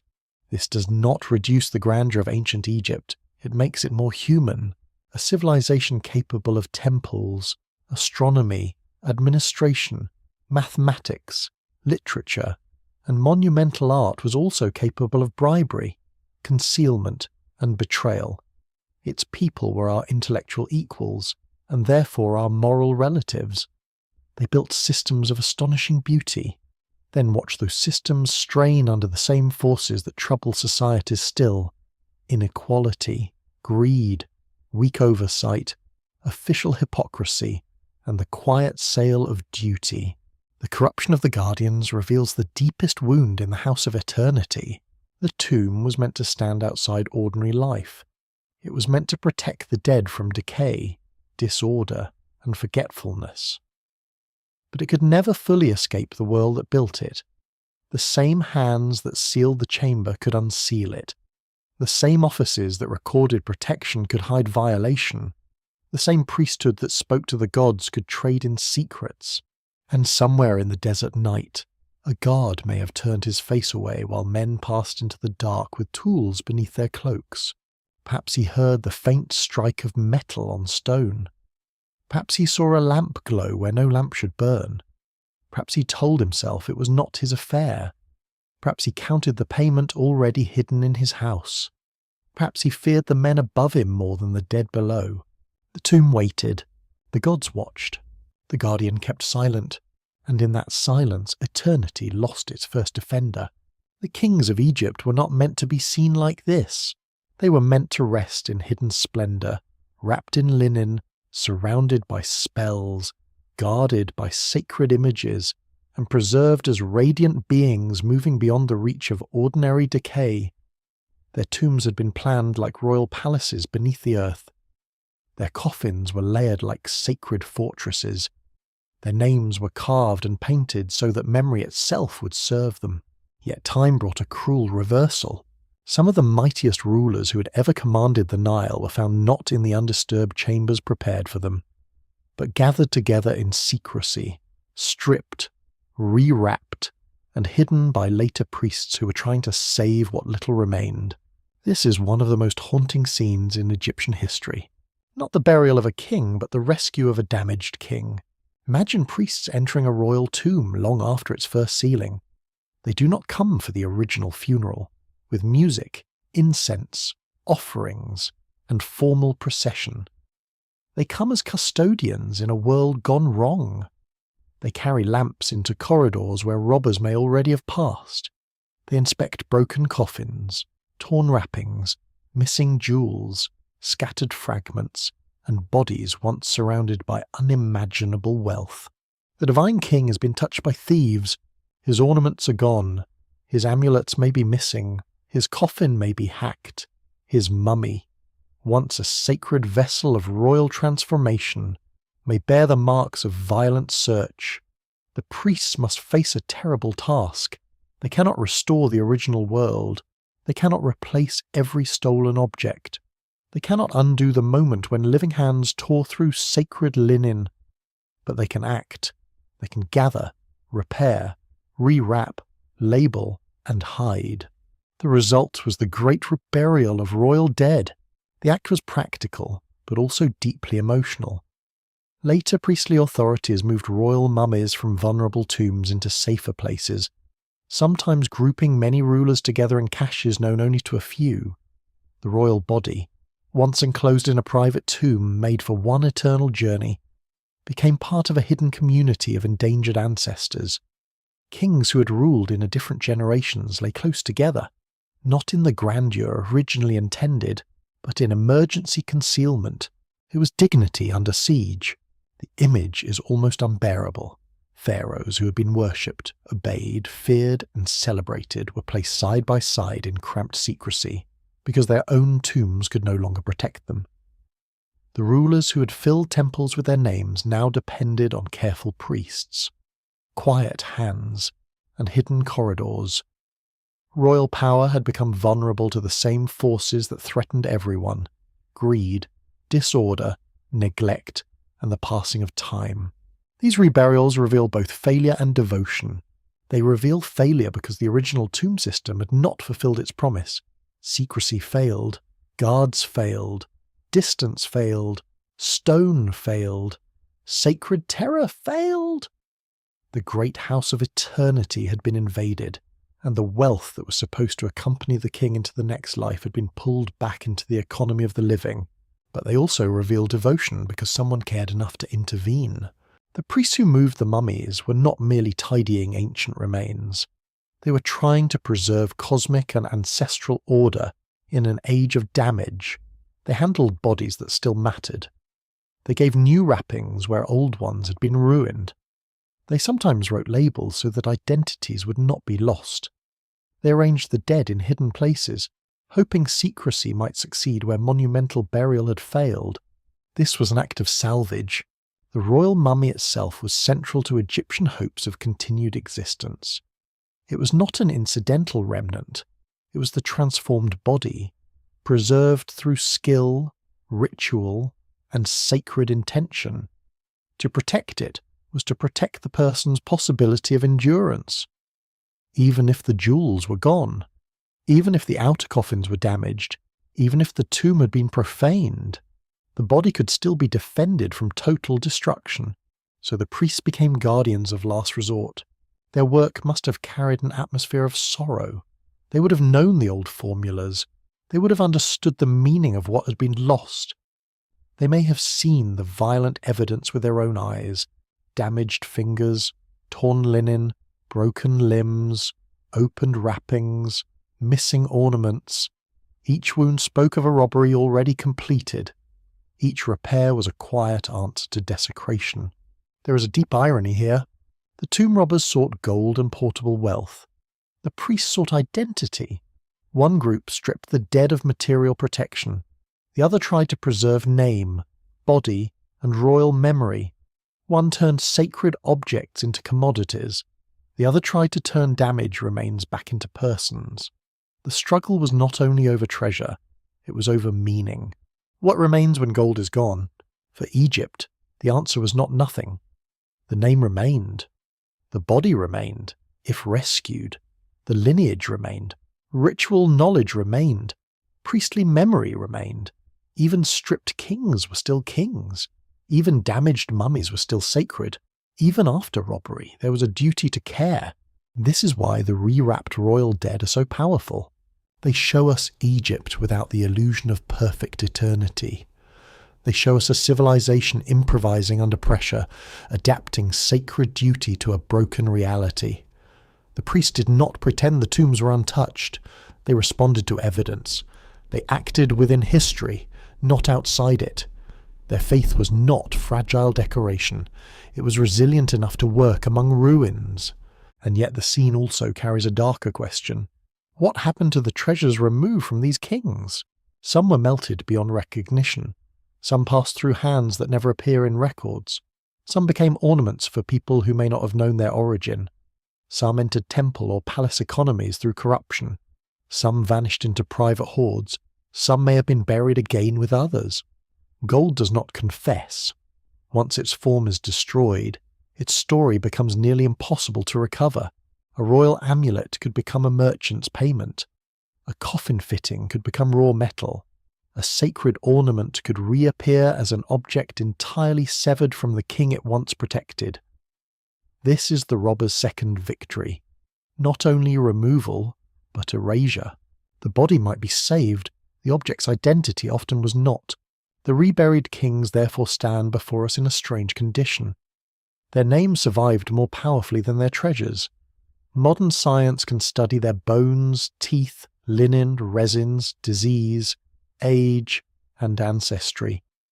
Radiographic imaging can reveal injuries and embalming techniques. Genomic data may one day clarify relationships and lineages with greater precision. Chemical analysis can identify substances used in preservation. Yet much of their original burial wealth is gone into silence.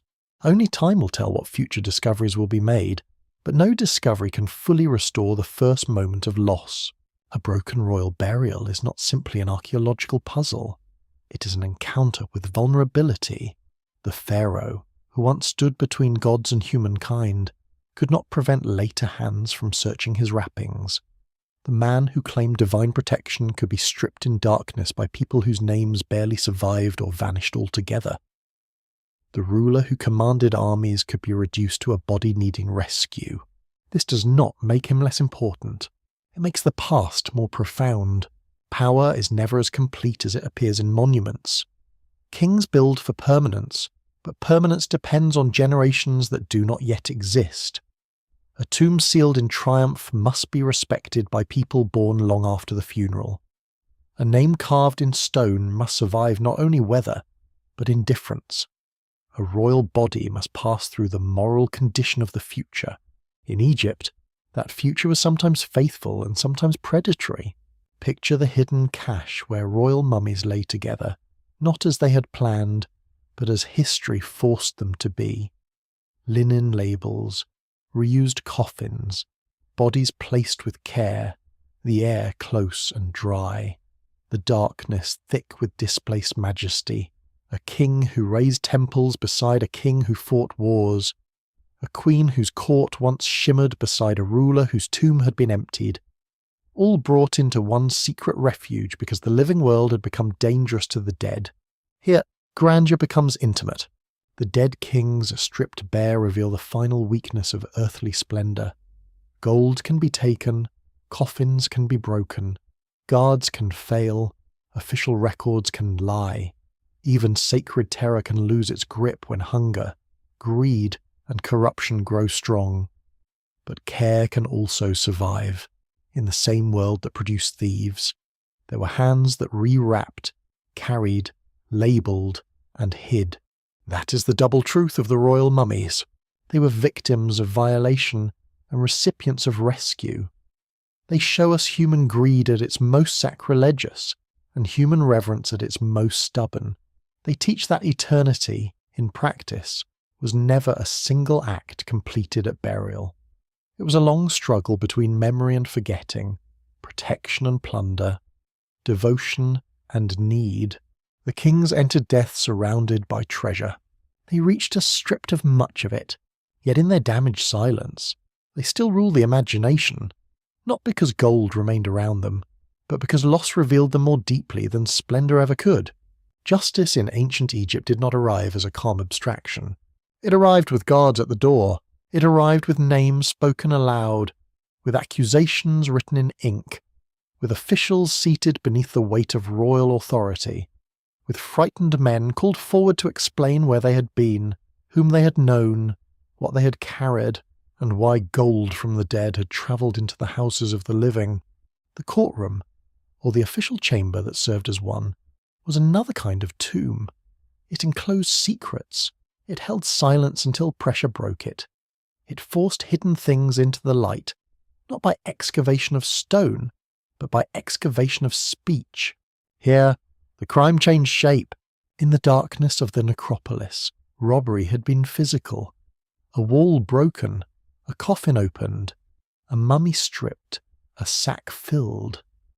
But in the chamber of judgment, the robbery became a story, and stories could kill. Every answer mattered. Every denial could be tested. Every name spoken might drag another person into danger. The thief who had once feared the dead now feared the living more immediately. The officials wanted order restored. A tomb robbery was not merely a private offence. It was an insult to the state, a failure of protection, a stain upon administration, and a threat to sacred order.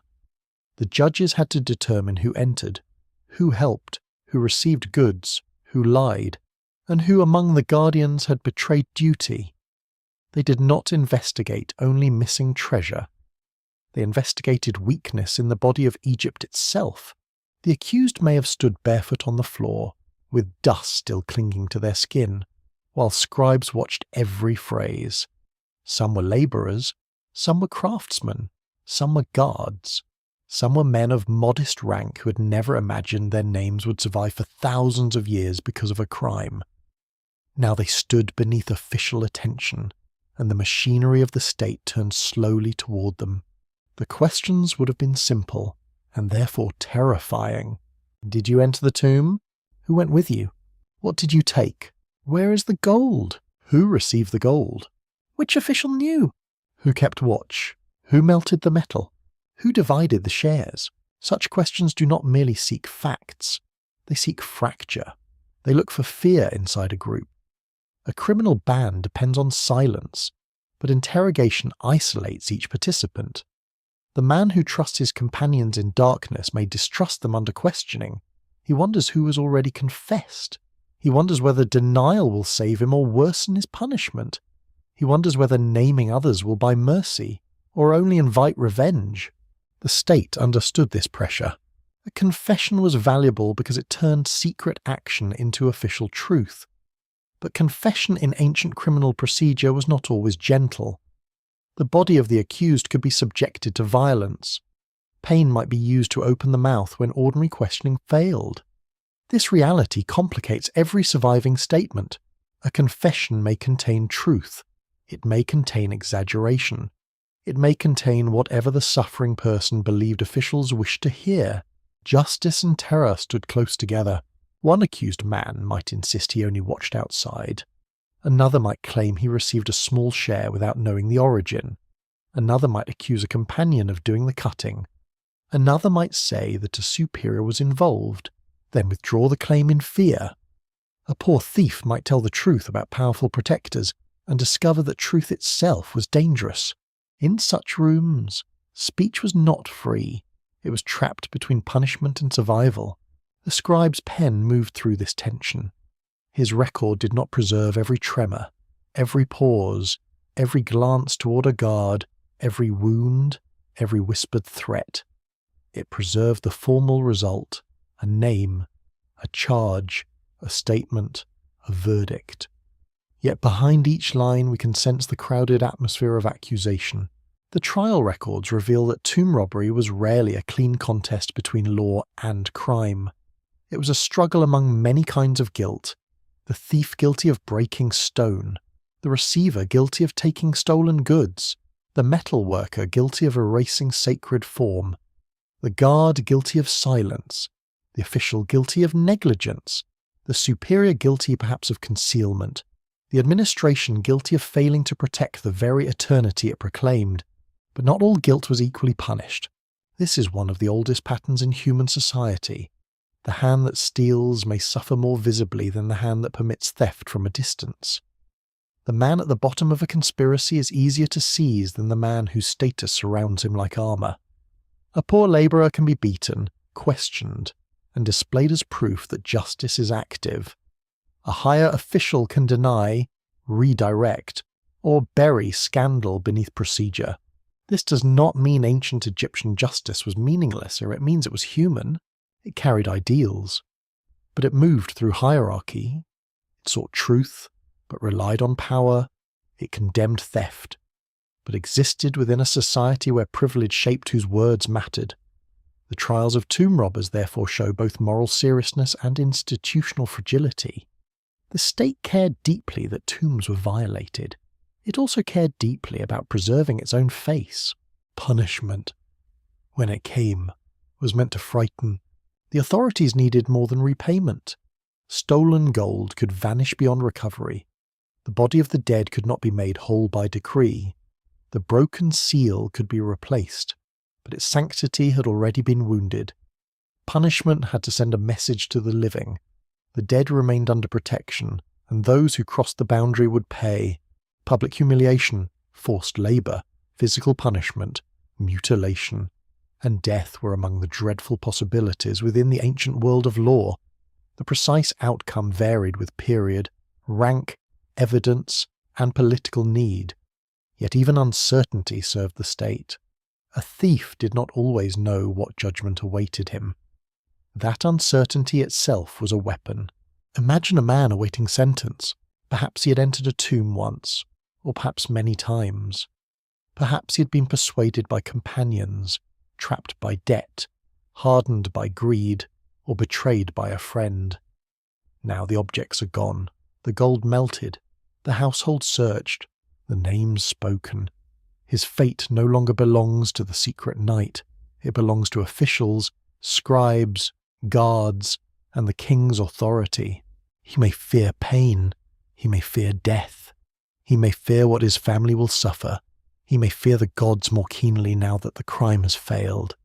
The courage that carried him into the tomb cannot protect him in the chamber of judgment. The darkness that hid him has been taken away. There is something almost ritualistic in the trial of a tomb robber.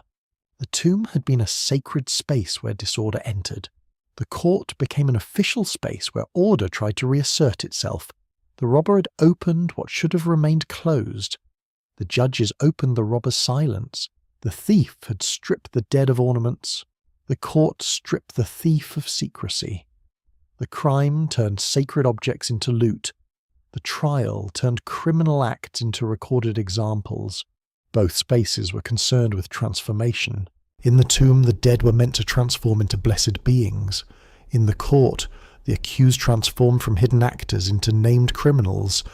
One transformation promised eternity, the other promised punishment. Still, for the most part, secrets remain hidden. The records do not show every private grief. They do not show the wife of an accused man hearing the verdict. They do not show children watching their household collapse. They do not show whether a condemned robber regretted the violation of the dead or merely regretted being caught. They do not show whether officials congratulated themselves while larger corruption survived untouched.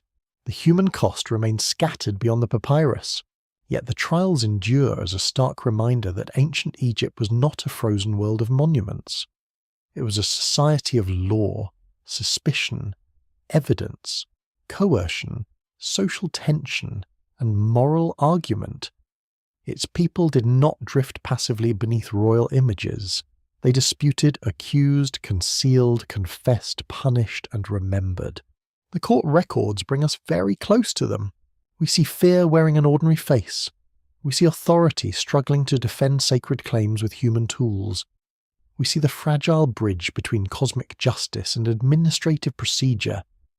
We see men who risked everything for gold standing before men who needed to prove that order still ruled the Nile. And beneath it all lies a question sharper than any chisel. What is justice when the tomb has already been emptied? The stolen ornaments may never return. The mummy may remain damaged. The dead may lie disturbed despite the verdict. The punishment of the thief cannot restore the first silence. It can only answer violation with suffering, record, and warning. That was enough for the state, perhaps, but for us, watching across the gulf of time, it is not enough to close the matter. The trials do not solve the mystery of tomb robbery. They deepen it. They reveal men caught in systems larger than themselves, yet still responsible for the wounds they made. They reveal officials defending eternity while surrounded by the corruption that allowed eternity to be breached. They reveal justice as necessary, frightening, imperfect, and profoundly human. In the chamber of judgment, the robber finally faced what he had tried to evade. Not only the law, not only the gods, but the terrible consequence of bringing the hunger of the living into the house of the dead. There are crimes that reveal a criminal. There are other crimes that reveal a civilization in distress. Tomb robbery in ancient Egypt belonged to both kinds. It was a personal act, done by human hands, with tools, choices, fear, and intent. Yet it was also a symptom of something wider, something spreading through the living world like a crack beneath painted plaster. When the houses of eternity were opened, it was not only the dead who'd been exposed, the living order had been exposed as well. A tomb is a promise. It promises that the dead will be remembered. It promises that wealth dedicated to eternity will remain separate from daily hunger. It promises that the state can protect what it declares sacred. It promises that guards will guard, priests will serve, scribes will record honestly, and future generations will respect the boundary between the living and the blessed dead. When tombs are robbed again and again, the promise is weakened. The collapse was not sudden like a door smashed in one night. It was slower, more complex and more painful. Egypt had known long centuries of strength, renewal, and astonishing creativity. It had survived political divisions, foreign pressures, dynastic changes, and religious upheavals. Yet every state, no matter how magnificent, must continually reproduce trust. If the people no longer believe that authority protects them, feeds them, pays them, or punishes fairly, sacred language begins to sound thin. In the late phases of royal power, Egypt faced pressures that touched every layer of society. External threats strained armies and resources. Internal rivalries weakened central control. Administrative systems grew heavy. Temples accumulated wealth. Local authorities gained influence. Grain supplies could be disrupted. Workers might wait for payments that should have arrived. The old confidence did not vanish at once, but it was no longer absolute. A civilization does not need to disbelieve in its gods to lose faith in its institutions. This distinction is important. The people may still have prayed, buried their relatives carefully, honoured divine names, and feared judgment, but they could also look at officials and see failure. They could look at granaries and see shortage. They could look at temples and see abundance guarded by privilege. They could look at royal tombs and see treasure locked away while living families struggled. The sacred order and the social order were intertwined. Damage to one injured the other. When wages failed, it was not merely an economic inconvenience. It was a breach of the moral world. Workmen who carved and decorated tombs served a sacred state. Payment was not charity. It was part of the bond between ruler and servant, palace and household, eternity and labour. If that bond failed, resentment gained spiritual weight. A man could ask why he should protect the king's eternal provisions when the king's administration did not protect his daily bread. Such questions may never have been written plainly, but human behaviour can carry questions that texts avoid. Tomb robbery multiplied where opportunity met disillusion. The dead became vulnerable when living systems lost strength. It was not enough for a tomb to be hidden. Someone had to care that it remained hidden. It was not enough for a seal to bear authority. Someone had to fear breaking it. It was not enough for a law to condemn thieves. Someone had to believe the law would reach the guilty rather than only the powerless. When these beliefs eroded, the tomb changed in the imagination. It remained sacred, but it also became accessible. It remained terrifying, but it also became profitable. It remained forbidden. But forbidden things are not impossible when the guardians are hungry, corrupt, absent, or divided. The robber did not create collapse by himself. He moved through the spaces collapse opened. This is why tomb robbery can be read like an instrument measuring social pressure. A few isolated crimes may tell us about individual greed. Widespread violation tells us about administration, economy, and trust. If royal burials required emergency rescue, if officials investigated repeated intrusions, if stolen goods moved through networks of receivers, then the problem had outgrown the single thief. The tomb field had become a mirror of the state. The image reflected was troubling. Priests trying to save mummies from destruction. Guards suspected of complicity. Scribes recording confessions that may conceal as much as they reveal. Workmen with secret knowledge and delayed wages. Officials eager to punish, but perhaps reluctant to expose powerful corruption. The dead stripped of gold while the living argued over blame. Such scenes do not show a society without belief. They show a society whose belief was forced to operate inside disorder, and disorder has its own momentum. Once tombs were known to have been robbed, the awe of inviolability weakened further. Every breach taught the next intruder something. Every rumour of stolen treasure fed desire. Every unpunished thief encouraged others. Every corrupt official proved that sacred duty could be sold. Every damaged mummy made the impossible more familiar. Violation became thinkable, then repeatable, then almost expected in certain places and times. The state responded with inspections, trials, reburials, and renewed efforts at protection. These responses mattered. They show that Egypt did not simply surrender its dead, yet they also show that the original system no longer functioned as intended. A royal mummy hidden in a cache is safer, perhaps, but its movement is an admission that the tomb failed. A rewrapped king is preserved, but not as planned. A trial punishes robbers, but cannot restore the untouched chamber. This is the nature of transition. It preserves and loses at the same time. The House of Eternity did not disappear. Egyptian burial continued in changing forms across many centuries. Rituals adapted, coffins changed, tomb styles shifted, power moved between palace, temple, local elites, and foreign rulers. The relationship between wealth, burial, and protection evolved. Egypt did not end in one dramatic silence. It transformed, layer by layer, like a landscape buried beneath new deposits of time. Still, the age of vast royal tomb security had been wounded. The dream of hiding immense treasure with the dead had encountered the reality of historical change. No tomb could control the society around it forever. A sealed chamber built in an age of strength might survive into an age of weakness. A burial made under a confident king might be guarded generations later by men who no longer felt that king's power. The future was the one intruder no architect could exclude. This truth gives tomb robbery its philosophical weight. The Egyptians understood impermanence better than many suppose. Their monumental building was not naive denial. It was a disciplined answer to mortality.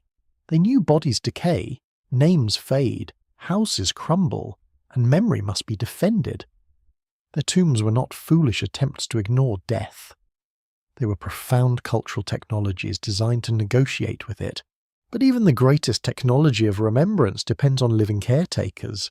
If those caretakers become desperate, corrupt, or indifferent, the system falters. If social trust collapses, sacred architecture becomes exposed. If wealth is separated too sharply from justice, the dead may become targets of the living. The tomb, for all its spells and stones, remains part of a human world. The Great Collapse was therefore not merely the robbery of treasure.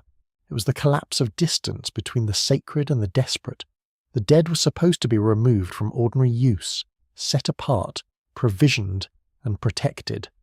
Robbery dragged them back into economic life. A golden amulet intended for eternity became metal for exchange. A coffin built for resurrection became wood and gilding.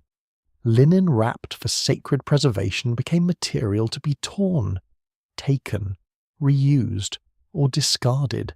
The afterlife was pulled back into the marketplace. Few images are more devastating.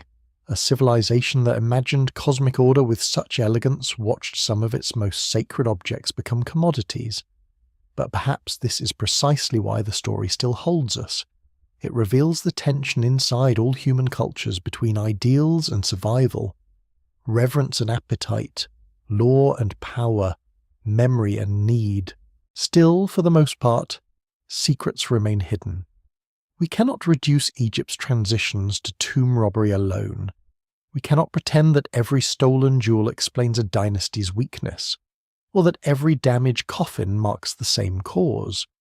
History is not a single corridor leading to one chamber. It's a maze of pressures: climate, economy, politics, war, succession, administration, belief, family, ambition, and chance. Only time will tell what future discoveries will be made.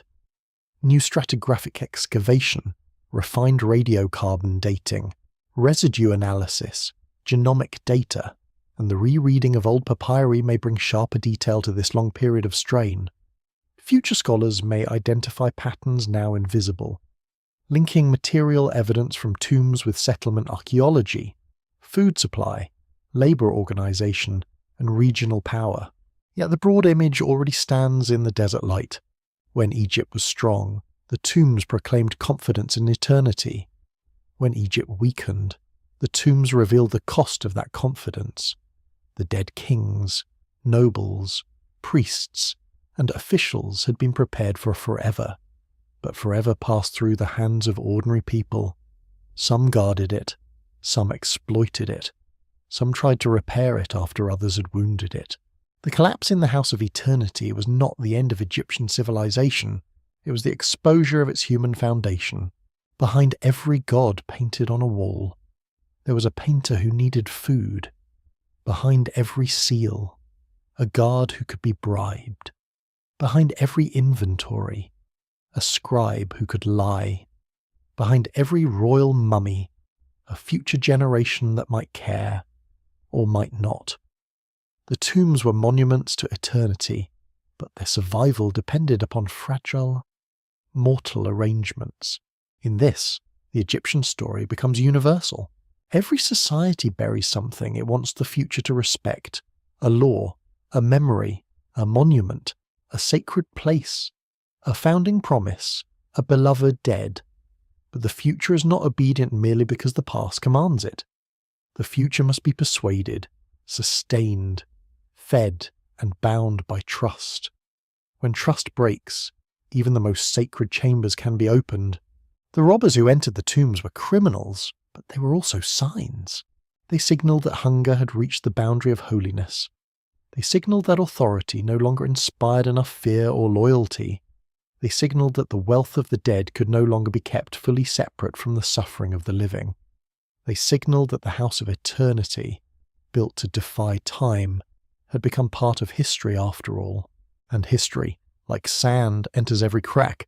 The tomb robber leaves behind almost nothing of himself. No statue honours him. No temple wall praises his courage. No formal inscription asks the future to speak his name. He is not shown striding across battlefields, presenting offerings to the gods, or receiving life from a divine hand. He enters history sideways, through damage. A hole in a wall, a broken coffin, a missing amulet, a mummy stripped of ornaments, a confession written by another man. And yet, through these wounds, he tells us more than many monuments ever intended to say. He tells us that ancient Egypt was not a dream carved in gold, but a living society made of unequal households, frightened officials, skilled workers, ambitious priests, hungry children, proud craftsmen, corrupt guardians, honor servants, desperate families, and powerful dead. He tells us that civilization is never only what it claims about itself. Civilization is also what it does under pressure. The tomb robber is disturbing because he crosses a boundary most cultures hold sacred. He reaches into the space of the dead and he turns memory into material. He turns reverence into profit. He turns the carefully prepared afterlife into a scene of hurried violence. It is easy to condemn him, and condemnation is not wrong. The dead deserved protection. The living had duties. The sacred chamber was not his to open, but the deeper truth is not comfortable. He also reveals the world that produced him. He shows us what happens when wealth becomes unreachable to those who helped create it. He shows us what happens when sacred systems depend on hungry men. He shows us that belief can be powerful and still vulnerable to debt, anger, fear, envy, and need. He shows us that even the most magnificent culture cannot seal itself away from ordinary human suffering. The Egyptians built with eternity in mind, but they lived day by day. They watched the Nile rise and fall. They waited for grain. They mended tools. They argued over wages. They feared sickness. They loved their children. They buried their parents. They honoured gods whose names fill the sky. They also knew frustration, suspicion, temptation, and the hard arithmetic of survival. They were not primitive figures trapped beneath superstition. They were intelligent, observant, morally complex human beings, standing beneath the same stars that stand above us now. This is why the story matters. A royal tomb can dazzle the imagination with gold, but a robbed tomb teaches humility. It reminds us that splendor is fragile when justice fails. It reminds us that official ideals must be lived, not merely carved. It reminds us that the dead are protected by the living, and the living must be sustained if they are expected to honor the dead. The tombs were designed as machines of memory. Every object had a purpose. Every image strengthened the journey beyond death. Every name written on stone pushed back against oblivion. The burial chamber was a place where family affection, royal ideology, artistic skill, priestly ritual, and metaphysical hope converged. It was one of humanity's grandest answers to mortality. Then the robber entered, and the answer broke. Not completely. That is important. Even when tombs were violated, Egypt did not surrender meaning. Priests rewrapped damaged bodies, scribes recorded crimes, officials inspected burial grounds, families continued to care for their dead, artisans continued to make coffins, amulets, and painted scenes of renewal. The entire sacred world did not collapse into cynicism. It bent, it adapted, it mourned, it continued. This is one of the quiet miracles of the past. Human beings create meaning even after damage. They gather fragments. They rename the lost. They repair what can be repaired. They hide what must be hidden. They continue ceremonies even when the first perfection is gone. They do not always save everything, but they often save enough for the future to understand that they cared. The tomb robber and the restorer stand together in the archaeological record like two faces of humanity. One takes, one preserves, one violates silence, one tries to renew it, one sees gold as escape. One sees the body as sacred. One acts from hunger, greed, resentment, or opportunity. One acts from duty, fear, reverence, or love. Both are human. Both belong to the same civilization. Both remind us that the past is not a moral painting with clean colours. It is a chamber lit by trembling flame, full of mixed motives and unfinished judgment. Still, for the most part, secrets remain hidden. We do not know how many tomb robbers we would pity if we knew their whole lives. We do not know how many we would despise more deeply. We do not know how many officials escaped punishment while poorer men suffered. We do not know how many guards remained loyal in years when loyalty cost them dearly. We do not know how many priests wept while rewrapping kings whose golden protections had vanished into fire. The desert preserves much, but not everything. It preserves linen, resin, pottery, bone, stone, pigment, and sometimes ink. It does not easily preserve regret.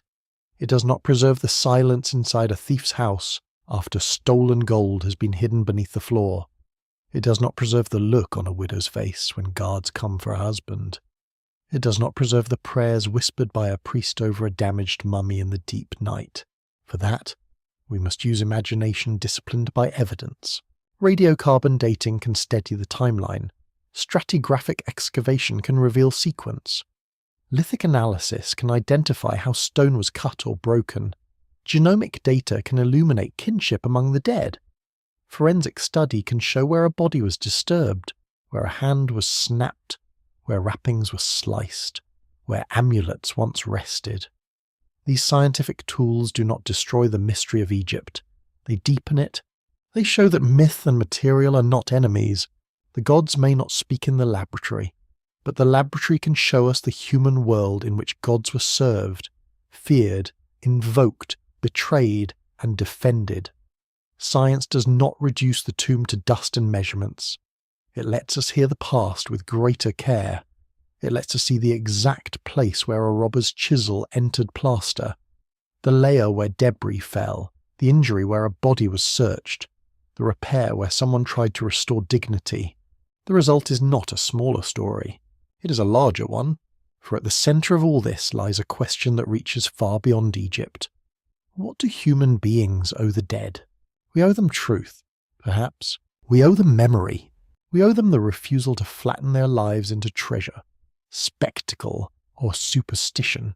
We owe them the recognition that they were complete people, surrounded by families, fears, duties, dreams, and ideas as serious to them as ours are to us. The dead of Egypt were not props in a golden museum. They were mothers, fathers, rulers, servants, artists, children, priests, soldiers, farmers, scribes, and workers who entered death with the hopes their culture gave them. Even the tomb robber, dark as his act may be, asks something of us. He asks us to see the pressure of life around crime. He asks us to consider the social conditions that make sacred boundaries fragile. He asks us to understand that when a society fails to care for the living, the dead may eventually pay the price. He asks us to remember that morality is easiest in abundance and hardest in hunger. This does not excuse him. It makes the warning sharper, because every age has its tombs, not always chambers cut into desert cliffs, not always coffins painted with gods, not always bodies wrapped in linen and resin. Some tombs are archives, some are languages, some are ancestral lands, some are memories carried by families, some are promises made by nations, some are graves in ordinary soil, with no gold at all, only a name. Every age decides whether these things will be honoured or consumed. The Egyptian tomb robber risked everything because the boundary between reverence and need had become thin. He risked punishment, shame, spiritual terror, and death for objects that could be carried away in a sack. But what he truly exposed was not the weakness of the dead. It was the weakness of systems that ask people to defend eternity while denying them security and time. The lesson is severe, but not hopeless. For even after robbery, memory survived. Even after gold was stripped away, names remained. Even after bodies were damaged, some were rescued. Even after sacred silence was broken, later generations listened. We stand now at the edge of those chambers not as thieves, but as witnesses. We look upon the damage and try to understand. We look upon the care and try to honour it. The desert does not give easy answers. It gives fragments. A seal impression hardened in clay, a splinter of gilded wood, a torn wrapping, a list of stolen goods, a scar on a mummy, a frightened name in ink, a hidden cache of kings, a valley filled with silence. From these fragments, a human story rises, slow and solemn, like the first light over the eastern horizon. The dead wanted eternity. The living wanted survival. Between them stood the tomb, sealed in stone, painted with stars, and vulnerable to the human hand. Only time will tell what future discoveries will be made. Perhaps another papyrus will surface. Perhaps another cache will be found. Perhaps new scientific analysis will reveal hidden relationships, lost injuries, or patterns of movement still invisible to us. Yet even now, the great lesson stands before us with the clarity of desert noon. Egypt was magnificent because it dreamed so boldly of forever. Egypt was human because even forever could be robbed. And when we close our eyes tonight, far from the cliffs, far from the Nile, far from the painted chambers where kings once waited for sunrise beyond the world, we may still hear that faint sound in the darkness, a chisel against stone, a breath held in fear, a seal breaking, and history itself whispering that no civilization is safe unless it cares for both its dead and its living. End of script. Good night.